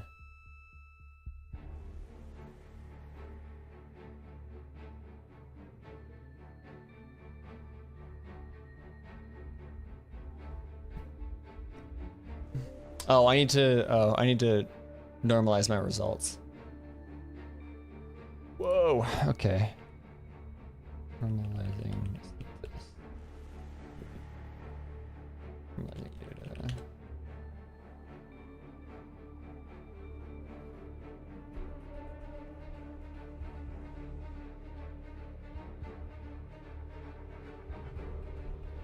Oh, I have to do so much math.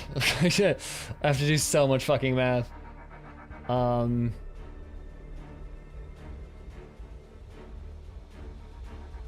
take this. Populations that are normally distributed.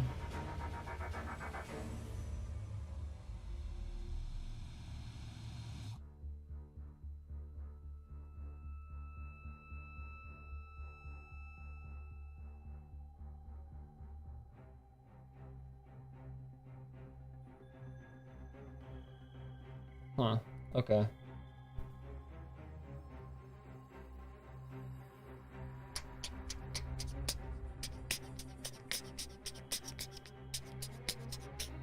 I could just throw this onto another branch of my GitHub and play around with it a bit. Okay, but I have my data. I have my data for my entire video, which is what I needed, right? Like, I have the data that I need, which is, that's good, right? I have all my trend lines. I have, yeah, okay, so I'm set here. I have got,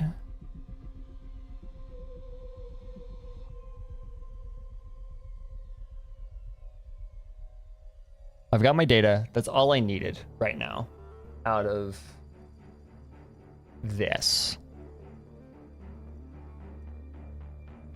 I just want to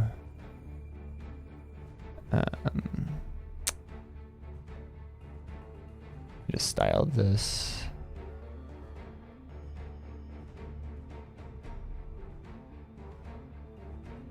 I need you to not be dotted. I need you to be solid. Or readability issues. Okay. So everything is done here. I have all of my data that I can start working with. My video, I could probably just say, yeah, I think my code might have been a little fucked. So take the data here with a grain of salt. However, I'd like, this is just extra information. I still have my conclusion. I still believe in my conclusion even without the data, just from watching my gameplay.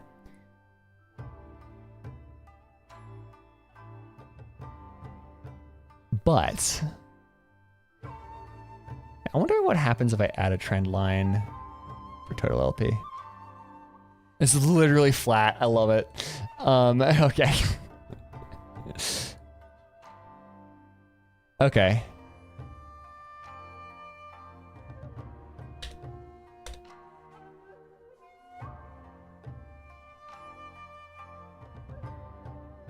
Yeah, no, I have everything I need here. So I am ready to start making the video. I already have, so I have the voiceover recorded. Let me show you my project folder. So this is my project folder. This is how all my folders are, like, for every video that I make are structured now. So I have my voiceover. I have both of my voiceover files done. So this one is like, I think both of them are like 20 minutes, which cutting down, I think the video is going to be like 35 minutes when I cut out like bad takes and stuff. So yeah. This is what a month's work of pre-production looks like, y'all. I'm sane. I'm perfectly normal. I am normal. I am normal. I am normal. Anyways. I am perfectly normal. And that's just autism? Yeah, at this point.